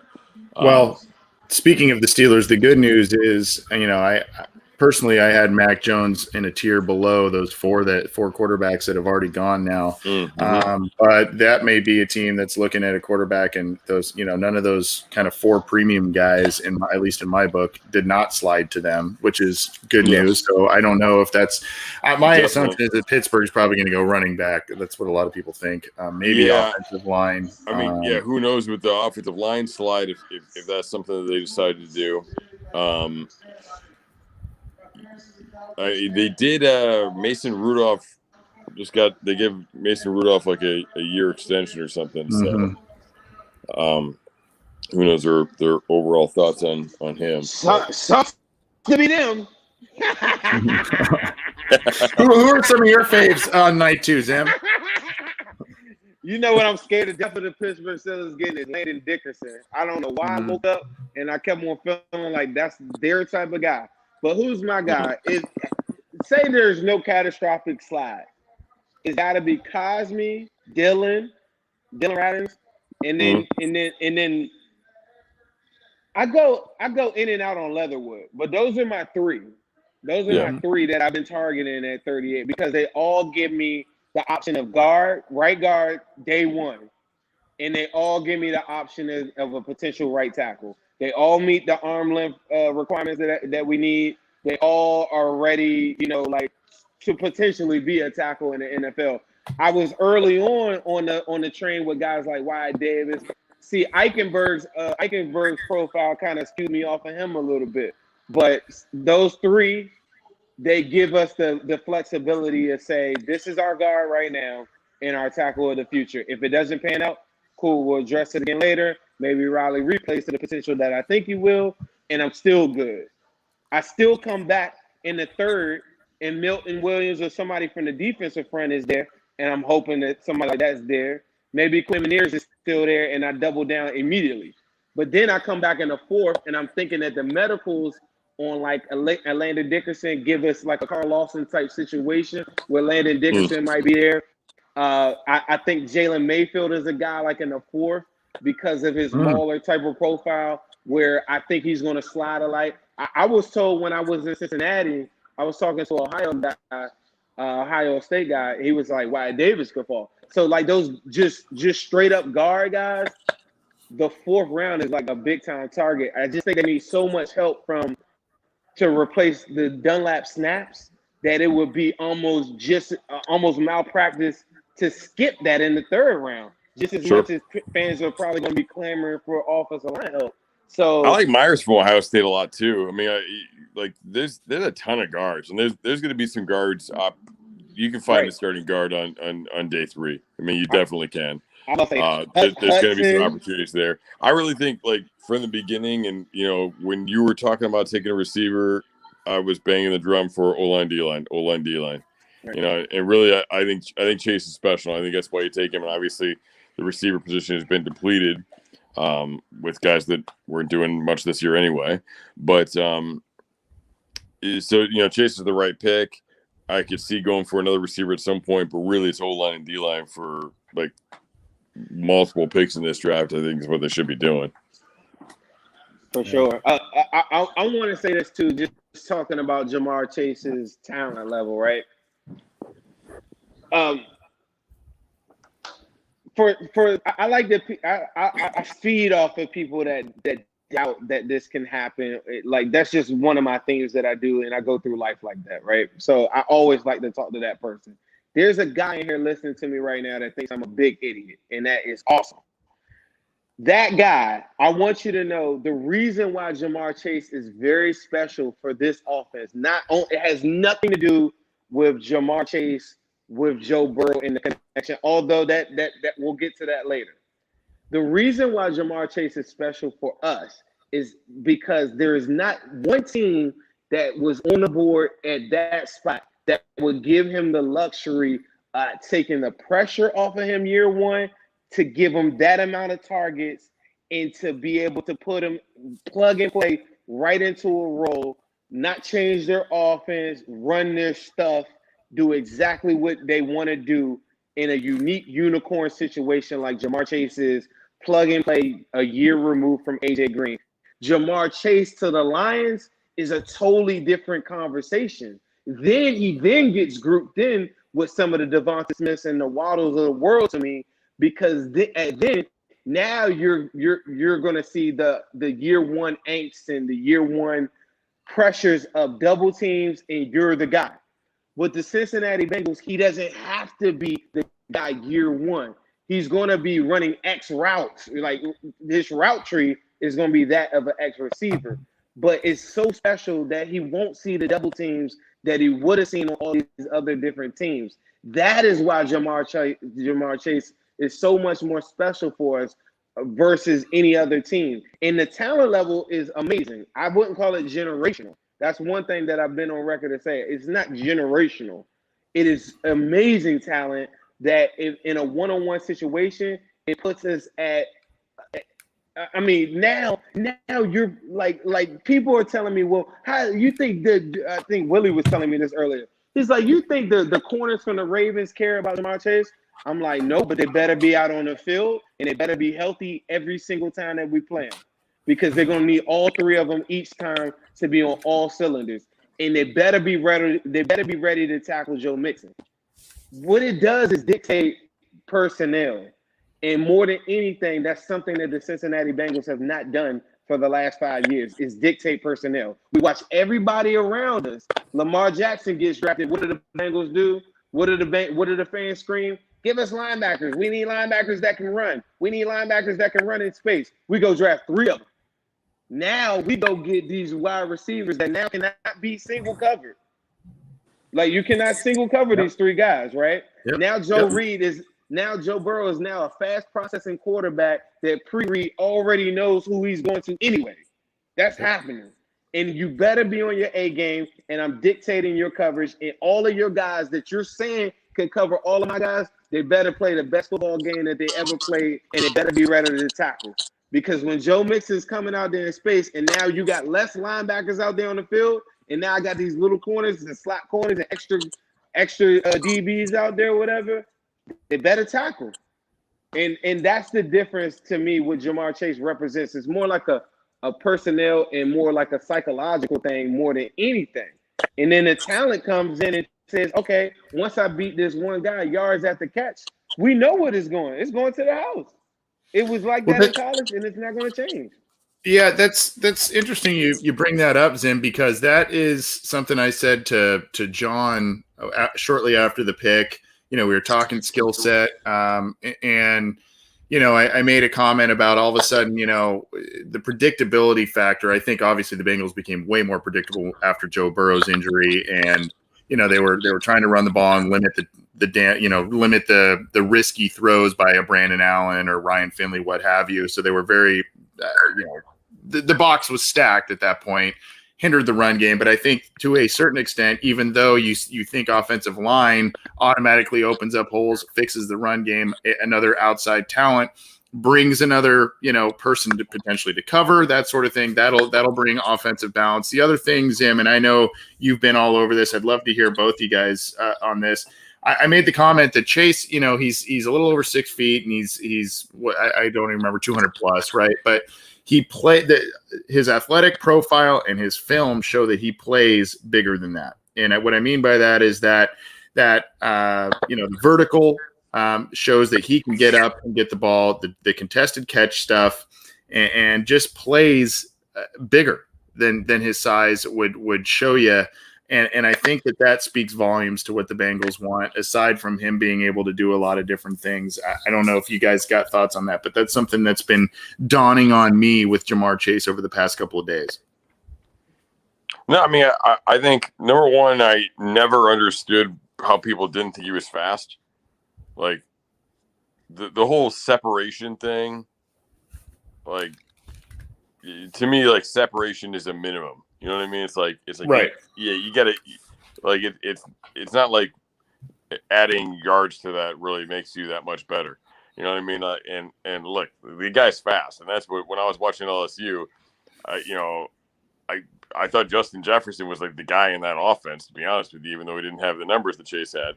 But Chase was the speed guy. Chase was the deep threat. Chase was, like, he was that dimension that the Bengals need. And you could see that, and it's like, ooh, this guy's. And I was trying to find the tweet earlier because I tweeted out last year, like fall 19, something about, man, it'd be great to get Chase to go with Burrow, and somebody was like, oh yeah, we'd have to be picking top 5 again. There you go. Somebody responded to me with that. I can't find the tweet anywhere though. But here we go. I guess it all worked out, and that person is apparently flipping magic or something. But but I mean, you see him, and yeah, he can make those contested catches despite not being a big guy, and he definitely has the speed, and that's what he's got, the speed and that contested catch ability to fit into what Burrow wants to do and give you that aspect of your offense that you don't have. So that to me is why he's so perfect, and that's what separates him so much more than separating one tackle from another in this draft in terms of what they can do for this football team. Yeah, 100%. Panay. By the way, Slater was the next pick. He was the pick to the Chargers. Zim, I don't know. I know you hopped out and hopped back in. I just didn't know if you caught what I said. Basically, more or less, I think you caught some of the scheme things I was talking about and how it opens up the run game. But I was just saying, one of the things that dawned on me over the past couple of days was really that Chase plays bigger than a 6-foot receiver, in terms of his jump ball ability, the contested catch ability, the vertical jump, and the athletic profile just kind of shows me a guy who plays, a lot of people were worried about separation and like Matt talked about and size and that sort of thing, but he plays bigger and he's big enough as it is anyway. Right. I was talking to Willie earlier today too, and he was like, "You still like that 6-foot guy?" Like, because there's a world where 6'2", 6'3", is what is Joe Mixon just tweeted, "We loaded up." I just saw that go across my screen. But there's a world where people, are still operating over. I have to have a certain type of size in order for somebody to be like, this above the rim type of guy. But we just saw from the way he tested, we've seen, like, if you look at any of the highlight stuff, like, you're seeing him jump and hop playing football in the same, it's not AJ Green. Like, AJ Green had this long stride to him. One of the things that make him very different than AJ Green, when somebody was asking me this earlier today, or just comparing him to anybody, it was like, who is he like? I'm like, think of like a faster Anquan Bolden or something like that. Mm-hmm. Like a fast Anquan Bolden, like a really fast Anquan Bolden. The same reason why fans love Saquon Barkley with that lower body, like, balance. Jamar Chase's strength is not in his upper body, it's in his lower body. And when the football is in his hands in space, it's a big problem for a corner. It's a problem for a linebacker. It's a problem for a lot of different guys. And you look at just the history of the NFL, like, there are a lot of different guys that come in that don't meet this taller than, Randy Moss like level. Like, there's a guy, I think we had a guy from Walter Football said he's kind of like Amari Cooper to him. And you don't think of Amari Cooper as like a 6-foot guy. Like, I think somebody even in the comments was like, Amari Cooper's 6'2", 6'3". I'm like, nah, he's 6 feet. But he doesn't play like that, and Jamar Chase is very different in that area. But that's why I'm not quite to say generational. Oh, I just think it's just a moment in time where I just think he offers something that we didn't have. And you were talking about as being one-dimensional. I remember games. It's Auden Tate. It's later in the season. Erickson. Yeah. And this is one they were failing. And Matt, I know you were big on Devonta Smith. They were failing when they had a healthy John Ross or when they had a healthy Tyler Boyd. Like, in some of these games later in the season, they were failing to figure out different ways to scheme them open. So one thing that I knew is that I needed an athlete that needed to be able to win some one-on-one type matchups and just play to the strengths of Joe Burrow. Devonta Smith is going to be an absolute demon in the National Football League. But for me, it'd be better for him to go to a timing system, a team that says, we need you to get from here to here and be there. Joe Burrow doesn't operate that way. Joe Burrow needs that half a second, that 1 second longer where I can improvise and I want to be able to read off of that, come back to the football. Half the T. Higgins highlights that I pulled over the week are just T. Higgins coming back to the football. And he's blanketed, but he's coming back to the football. And that's the way Joe Burrow likes it. And Joe Burrow is going to be able to pick his spots before the snap, like, so many times. Like, it's going to be insane that he's going to know where the football. I just saw something go about AVT across the AVT. The Jets traded way up to get him. Right. Okay. It's a good player. I mean, I know I'm a Pac-12 homer, but that kid's a good player. That was my guy. They're calling him a guard too on whatever I'm watching here, NFL Network too. Like, they're actually calling him. I mean, I know he played tackle and but yeah, guess who picks next? Moved up that far for him. Guess who picks next? Guess who's on the clock right now? That would be the Patriots. And Mac Jones, right? There is one. It's exactly what I was going to say. There is one quarterback still lingering out there. Yeah. So I'm for you guys. We'll be here just a little bit longer. It's been great to have Matt and Zim join us and talk about the Chase pick. Here's an article. I haven't had a chance to really read it, so this is the first time I'm pulling it up. But here is an article from Bengals.com. We can share this here on why the Cincinnati Bengals drafted Jamar Chase. It says this is from Jeff Hobson, inside the pick, why the Bengals opted for Jamar Chase, Burrow's partner in rhyme. Gotta love Jeff and how he uses the wordsmithing. Let's see here. Alabama had two. This is talking about, let's see here. Who is he quoting here? Mike Potts, the director of college scouting. Alabama had 2 top 15 picks at receiver. Last year was the best receiver class I can ever remember. I left the Vandy game impressed with Burrow and a lot of other guys. I said to some other scouts that Chase is the best receiver in the country, and he's not even eligible for this draft. I knew of him, but I was there to watch Burrow. To see Chase live, it was a jaw-dropping performance. Brian Callahan goes on, after the quarterbacks, we felt like we ended up looking at the top 3 players in the draft, says Bengals offensive coordinator Brian Callahan. Those guys were a notch above what's coming after, and they're going to be good players, but those guys are elite, the best at the position. Not an easy decision. We've been back and forth on these guys. Again, here's something that just is, whether it's Marvin Lewis, whether it's Zach Taylor, right here, I'm going to highlight it. The SEC, right? They like the big school kids. They like guys who are successful against the stiffest competition, as do most teams. But a lot of times the Bengals they like to draft kids from the big schools here. It says not only that, they already have his quarterback. Callahan says the Joe factor wasn't the factor. It was one of them, but not the decider. Quote, it ended up, he's a guy that can make a difference in our offense. He's so explosive. To me, he's the best receiver that's come out in the last 3 years. He's worthy of that spot where guys like AJ and Julio were drafted.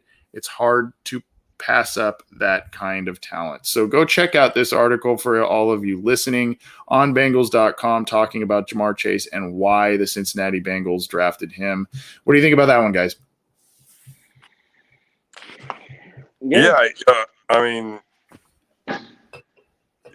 it's definitely interesting to hear that it predates Burrow. Like they're looking at Burrow and they're like, holy crap, this guy's good. And then for everything to fall into place like this, and just to work out the way it did, it's pretty insane. To kind of touch on what Zim was talking about his strength, I was catching up on some DVR NFL matchups earlier today, and Cosell's comp for Jamar Chase is Steve Smith. Right. So I mean that toughness and the physical nature of the way that guy played. Yep. I mean that's awesome. And Steve Smith was 5'9", 5'10". Mac right? Jones is a Patriot. Yep. I'm about to say there's going to be some jump balls that Steve Smith would have never got that Jamar Chase is going to get. Oh hell yeah. But I mean, just overall, like that demeanor and that attitude, and like the way he played. I mean, Steve's one of those guys that you could be a fan of a team, and then you see him play in your team, you're like, oh, I like that guy too. You know what I mean? Like he was one of those kind of transcendent guys that just really, really stood out to you, and obviously with the Ravens, but before that with the Panthers. I mean, it just the way he played and that nature of play. I loved. You see Mac Jones? Well, no, there was Mac Jones to the Patriots. I was just gonna say there was one game the Patriots played the Panthers, and the Panthers are pretty good, and they put Aqib Talib on Steve Smith the entire game, and they were just fighting like they were. Oh yeah, that was the whole game, and it was incredible. Like that was a brawl, man. To watch between those guys. I love Keep too, but everybody that follows my stuff probably he's one of my favorite players in the NFL. Like just the way he plays. Yeah. So that's exciting. And that's a great comp, and it really makes me feel even better about the pick. Man, Patriots, they just They're working it. I mean, this was a guy that was talked about going potentially number 3 overall to the 49ers, and I think that was a shock to a lot of people. But still, somehow, even if you don't love Mac Jones, somehow at number 15 to the Patriots with Bill Belichick. Bill Belichick, has a relationship with Nick Saban. So these two have been talking a ton about this kid. To get him at 15, I don't know. That's a pretty solid. It's a pretty solid get. Yeah, I wasn't huge on Mac Jones, but Neither was I. Before all of this happened, I swear I tweeted this, like, man, Mac Jones to the Patriots would be a great move. But I was thinking like round 2. Yeah. Right. Yeah. Right. Like I think Mac Jones in round 1 is kind of insane, but obviously he flew up the board, and I mean I think he makes a ton of sense with the Patriots. I think he's a guy that can fit with some of the things that they like to do. They still have Cam, so he doesn't have to play. You know what I mean?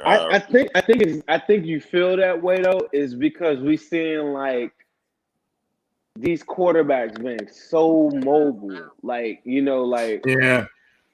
to see a quarterback come off the board that's just like what we're like. If you would have saw Mac Jones maybe eight years ago, I don't think we would look at Mac Jones the same way. But when you see Zach Wilson, Zach Wilson probably ran for 300-400 yards, and he probably could have ran for more. The mobility, and then you watch like go look at it's the guy that's cut up all the Mac Jones sacks. Like they're just the ones where he goes into his drop, and then the guy's right in his lap and just falls on the ground each time. It's smart for him, but that's not the highlights that we're watching these guys at their pro days go run on a rollout and just throw 60 yards on a rope. That's not Mac Jones. And the league has fell in love with all this arm talent once Pat Mahomes opened the door. It's like what Steph Curry has done for the NBA. Now everybody's shooting from long range. And so now Mac Jones, he just fits the profile. It's so crazy. That's what I'm saying. Like 8 years ago, Mac Jones, I just think would have been like a guy you might have thought a little bit more highly of. But now seeing all these guys being have pocket, they can move and have pocket presence and do all these things. It's like that's the one thing Mac Jones cannot do, But what he can do is be coached very well. He knows how to play if you give him a good system. If talent's around him, he won't fluster in the moment. He's got AJ McCarron written all over him. Yeah. Cardinal seemingly jumped on someone pretty quick here. It looks like at number 16. I wonder who this is going to be. Every year, everybody knows that there's going to be, there's no way this person's going to be available. There's no way this person's going to be available. Right? Everybody just there's 50 players guaranteed to be taken in the first 32 picks. Right. Exactly. Exactly. You know, one that's going to kill me is like say. I am going to be looking at this. Like, say, like a Rashard Bateman or somebody like that is sitting there like 30-something. Like somebody that I wouldn't have thought. And then that would a Team Sewell person would probably say, see, you could have got Sewell. And like, I like Bateman a lot, bro. Like, I like Elijah Moore and like Bateman. Those are the two guys that I felt like that could have took on like a gang of targets year one. There weren't many wide receivers that could, but I could imagine there's a world where what's the kid from LSU, Marshall? I heard his medicals aren't that good. There's a world where there's some stuff coming up, where he falls down to it, and then people will say, "See, you could have just got him," But that's why I led when I first came on. I was like, "Man, y'all better take this pick and run with it." Why like Joe Mixon and these guys, they on Twitter right now talking like, I'm trying to tell you, like, they know, like they know defenses don't want that. I don't care what. I done talked to everybody. I done talked to TJ on our Civil War series and other people, that tell me, some people are split, but a lot of people say, man, ain't nobody worried about no rookie wide receiver. They gonna be worried about this dude one-on-one, and that's it's a big difference. Like him going to the Lions versus going to us is a totally different thing. Like they worried about Jefferson. I mean, look at what the other LSU guy did last year. Right. And we talking about the guy that was the better player on the team, because I was listening to the LSU reporter. I forgot. He was like, man, coming into the season, it was, Jefferson was supposed to be the guy. Marshall was. They said they got into a couple games in, and they just like, Chase is the guy, like in head and shoulders above it. And we talk about Justin Jefferson, who could easily won Rookie of the Year if it weren't, for Herbert, or Burrow. Yeah, they said it was like late, like it like kind of snuck up on him, like, huh, where did that come from? Right. Right. Yeah, So, what's interesting about that too is it's I wonder how that aligns with Burrow, because early on it was Burrow making quick throws, and then there was that Auburn game, like famously that Auburn game where Auburn's just like, screw it, we're gonna send 3 and we're gonna drop off 8, and Burrow just sat in the pocket forever. I wonder if that second play, that creating aspect of Burrow, I wonder if that's where he had the better connection with Chase and Jefferson, with more of the timing routes, more of the stuff over the middle. right. Like that's a little bit more in structure, some of the things that Jefferson does. I wonder if that's kind of where that aligned and where Chase really kind of took the reins on that stuff. Right. One By the thing way, it's the middle of the first round and you run up to the podium. Of course, it's to take a linebacker from Tulsa, right? Like we do that every year. That was a little bit of a head scratcher there. We need all of that. We need all of that time. That's right. Another not lineman. So my point in bringing up, like, everybody thinks that, so and so is never going to be available when the Bengals get back on the clock or whatever. I remember last year, all of a sudden, I know we're talking first pick in the second round, but I felt like I was in the minority where I was saying, hey, I know a lot of people wanted an offensive lineman there. I said, go wide receiver here. And you had T. Higgins on the board. You had did Pittman go the pick before they picked Higgins? Not Pittman. I think went like the went next after.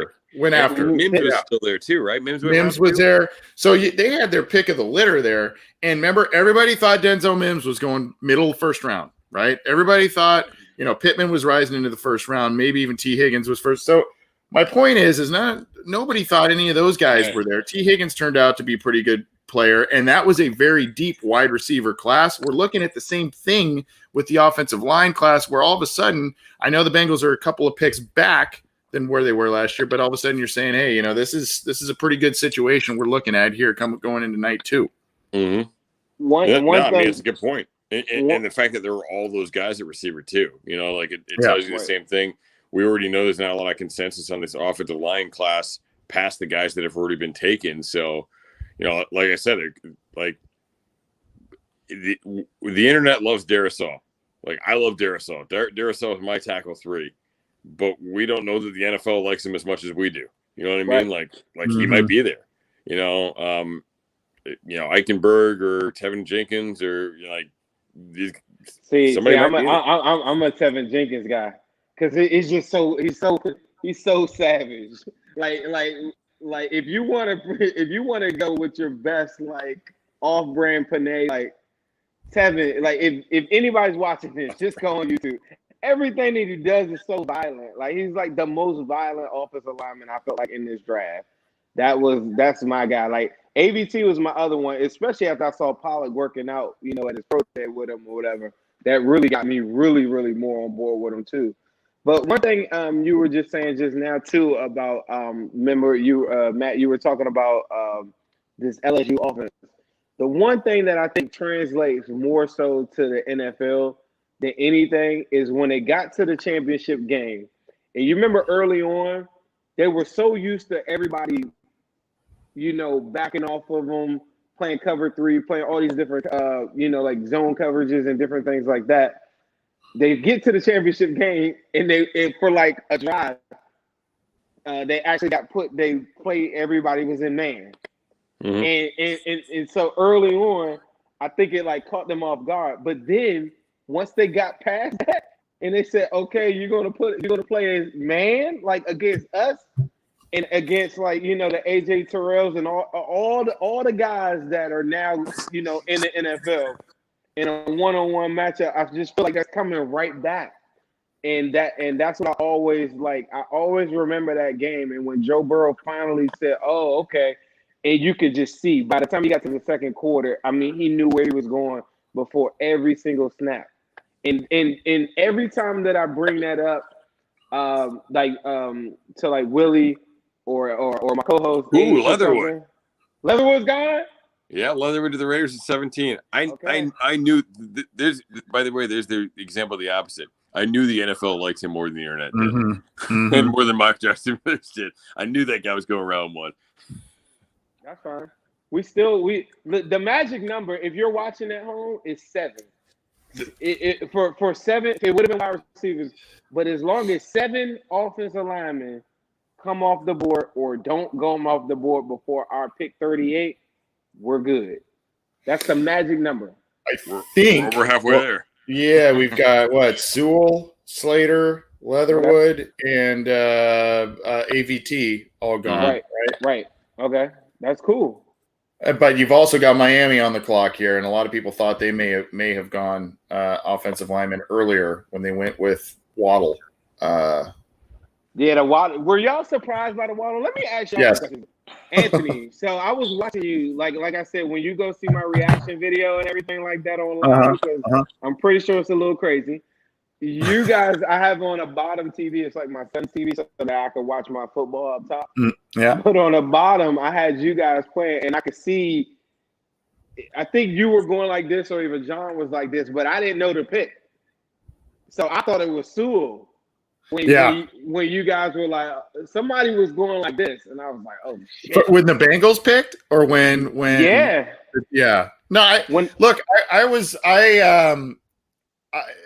hate to be kind of a fence rider, but I actually kind of was through it all kind of team Pitts, to be honest with you. Right, I wanted Kyle Pitts, and for a lot of different reasons, but I think the logical. I mean, I don't know. I didn't really, when it came down to Sewell or Chase, I didn't really have too big of a qualm with the team taking either. So I was pretty excited about either. I know John was more team Chase. I mean, I'm excited about the pick, but I did say there is a little bit of caveat, because I think, if we're going to give a grade here, I think there's a little bit of an incomplete, because we don't know the whole picture of round 2 and 3, because I think that round 2 and 3, if they do the things that I guess we expect them to do, we want them to do, they need to do, shore up some offensive line, edge help, defensive line, maybe, who knows, maybe they'll surprise us and do something different. But, if they kind of go that route, after taking Chase at 5 and they get some guys that, we're pretty revved up on, I think that even makes the Chase pick, which was already a damn good one in my mind, I think that makes that pick even better if they're able to shore some things up with other talent on night 2. Night 2 is actually kind of my favorite of the draft, personally, how it's currently set up, because I think there's a lot of guys, some first round guys fall out, and the Bengals, usually get some guys that we're pretty familiar with and help the football team out. I'm gonna tell you something for Pitts enthusiasts, right? I had the greatest drunk conversation I ever had in my life. Probably I was in Cincy. I was on a bar top, or like on a. Super jealous of you, by the way. Oh, don't be. I was like I said, I was a man on a mission. So all that stuff was like a blur. I was just talking like, hey, look, we got to do our new thing. But anyway, I'm talking. It's a whole group of team Pitts. Everybody's Pitts. By the time I walked off of that thing, like I'm showing people clips. I'm drunk on a rooftop and everything. I'm showing clips and everything. I'm like, look at this. Matt can tell you this. Everything that you wanted to do with Kyle Pitts, you could do with T. Higgins. Every single thing. All the different stuff, how you would have been owning the middle of the field.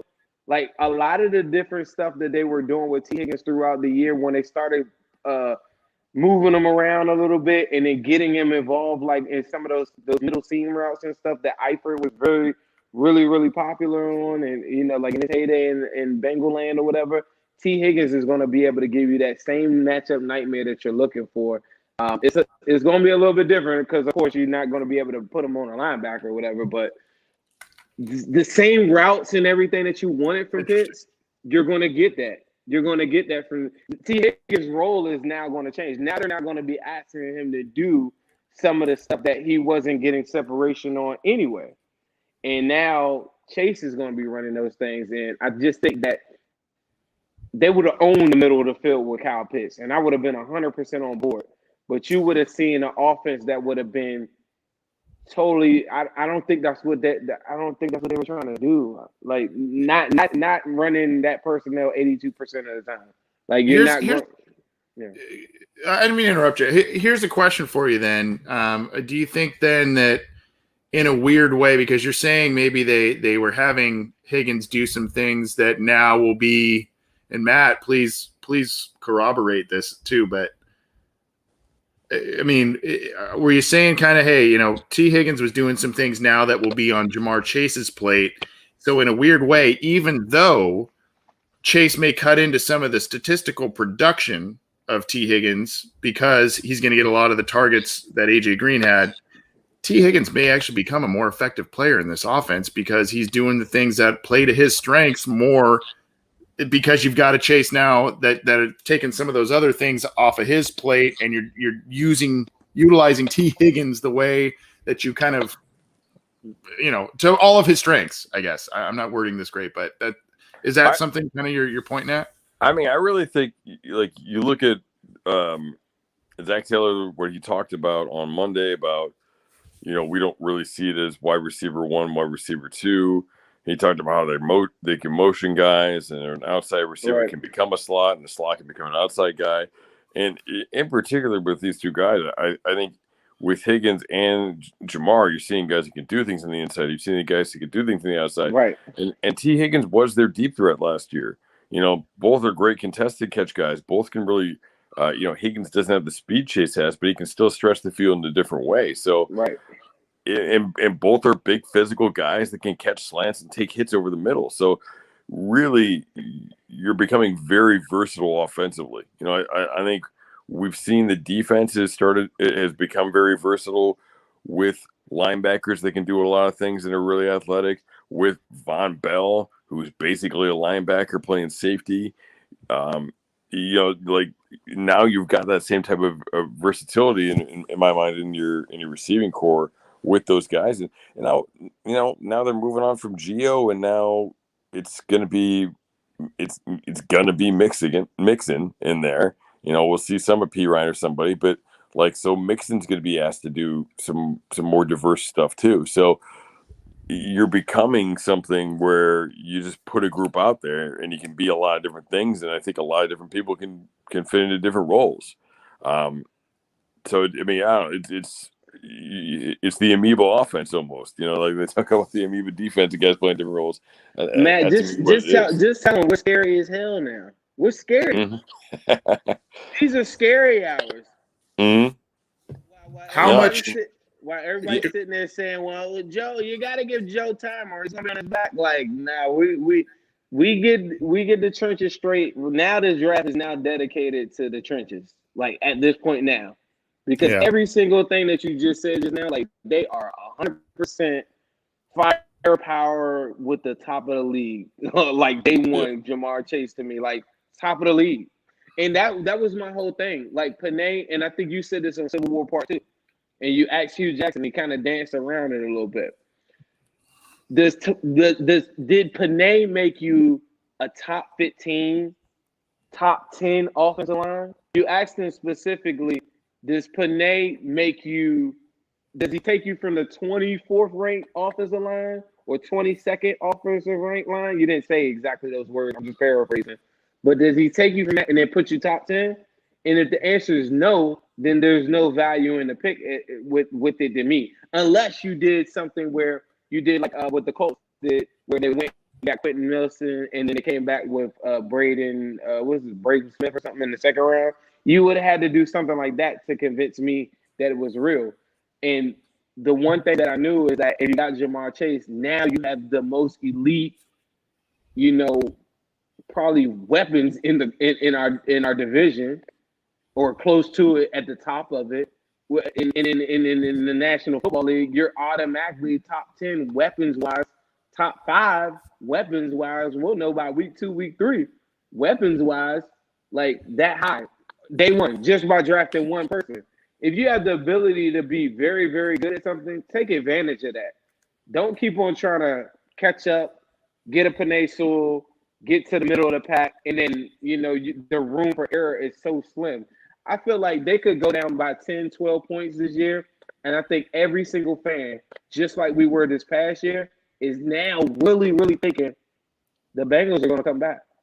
I do those lives, and I never had this. This is the first year I ever did where everybody was saying we're going to come back. Every single person. It was the weirdest thing. It was a 3-4 game stretch where the person that's in here right now that's saying we need offensive line, you didn't doubt Joe for 1 second, and Joe dropped back 40-something times. And you sat there and said, "Sling that thing, Joe." The same dude that's saying we should have got Sewell is that same guy right now. Now you're going to be saying, like I'm telling you, like people have a short-term memory. I go back and I go watch some of these clips and some of the, I save like a lot of stuff and I like group it by weeks. I go back and look like the temperature. It was like a 3-4 game stretch where you couldn't tell a Cincinnati fan nothing. All right, guys. Hey, guys. I gotta cut it off. All right. Here. I gotta peace out. I gotta get up in the morning and stuff. But another linebacker going. So that's another going for the Bengals. Freeing up a slot, opening up an opportunity in round 2. But hey, thanks everybody for tuning in. Appreciate good chat with you guys, and I'm sure we'll be touching base over the next few days here a little bit more. So Matt, we did this last year. You remember this? We got to do this every single year. We did. You and I after like night 2, we went till like 2 in the morning or some shit, and there was still like 100 people watching. Let's keep rolling. That's what I'm saying. There's a lot. There's hundreds watching right now. First of all, Anthony cheated because he's on the West Coast. Second of all, me and Matt we're pulling all-nighters. You weren't pulling no all-nighters with us last year. We're doing this every year, baby. This is what we do now. Well, that just means I have to get home earlier, dude. I gotta get home earlier to watch this stuff and cover this stuff. Zim, I can hang with you for a couple minutes if you want to still hang out. I'm joking. You gotta bounce. I gotta get out of here too, because I really gotta get myself ready for tomorrow. I need to go. I had a spreadsheet where I'm going over like the picks and stuff like that. I need to go get that stuff together. I need to like see what's going on in the world. Like I know we just went over some of those picks, but like it feels like I'm missing a lot too. So I want to be knowledgeable. This is the longest I have gone. Almost 2 hours and 45 minutes here. 2 hours 40. Dude, thanks for coming on, Zim, and bringing it. I'm glad you did. I think we're going to try and do something for those listening still. We're going to try and do something this weekend with the entire crew. Ace and Zim and Matt and John and myself. We're going to try and do something, just kind of a draft wrap-up show. Talk about all of the things that the Bengals have done. Just real quickly for those. These are the last few picks here on the screen, so check that out. We're gonna get going though. Jalen Phillips, okay. Yeah, Jalen Phillips went, but surprisingly, the Dolphins did not go offensive line, and you would have thought, don't they need to protect Tua? Tua's been hurt. Don't they need to protect Tua? Don't they need to get that first round offensive lineman? I mean. I'm here to tell everybody the Dolphins line is like their fans are banking on the rookies ascending. I'm just not a big believer in it like that. Like, and I'm not just talking PFF. Like their line is not in better shape than us. They didn't have the luxury. It would have been malpractice for them not to get Panay Sewell. Right. Yeah, I don't know what they're thinking, because I don't either. I don't know.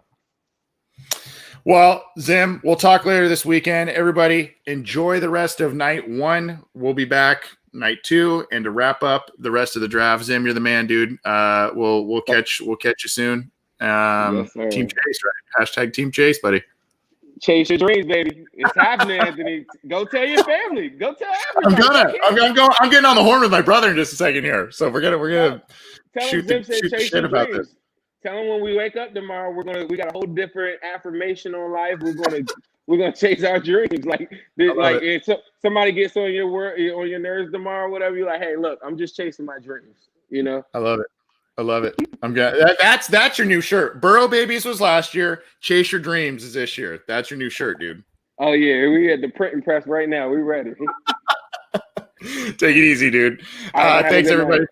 You too. Thanks, everybody, for tuning in. Again, this is Anthony Cosenza with CincyJungle.com and the Orange and Black Insider. Get this show how you can. And by the way, we are brought to you by Symbol, SIMBULL. Probably should have mentioned that a little bit earlier, but we've had a lot of things going on tonight. Symbol is the partner of our program. And if you haven't heard about them, if you haven't gone to their website, what the heck are you doing? It's basically the stock market for sports. We're going to show you something here right now. I don't know. After this pick, I don't know what the Bengals are at per share. They were at $25, but you see Symbol, SIMBULL.app/OBI. And if you sign up using the promo code OBI, you get a $10 deposit bonus. So go take advantage of that and trade sports teams like stocks. If you like fantasy football, if you like to do all kinds of different stuff, Symbol is a really cool way to add that to your fantasy sports profile. Again, get a $10 deposit bonus when you sign up using the promo code OBI, of course, for Orange and Black Insider. And right around now, I think the Bengals are at a $25 value. The hope is that you get them to buy low, and like stocks, you sell high and you make a little money on it. But thanks, everybody, for tuning in. I know it's been a long show. We will see you.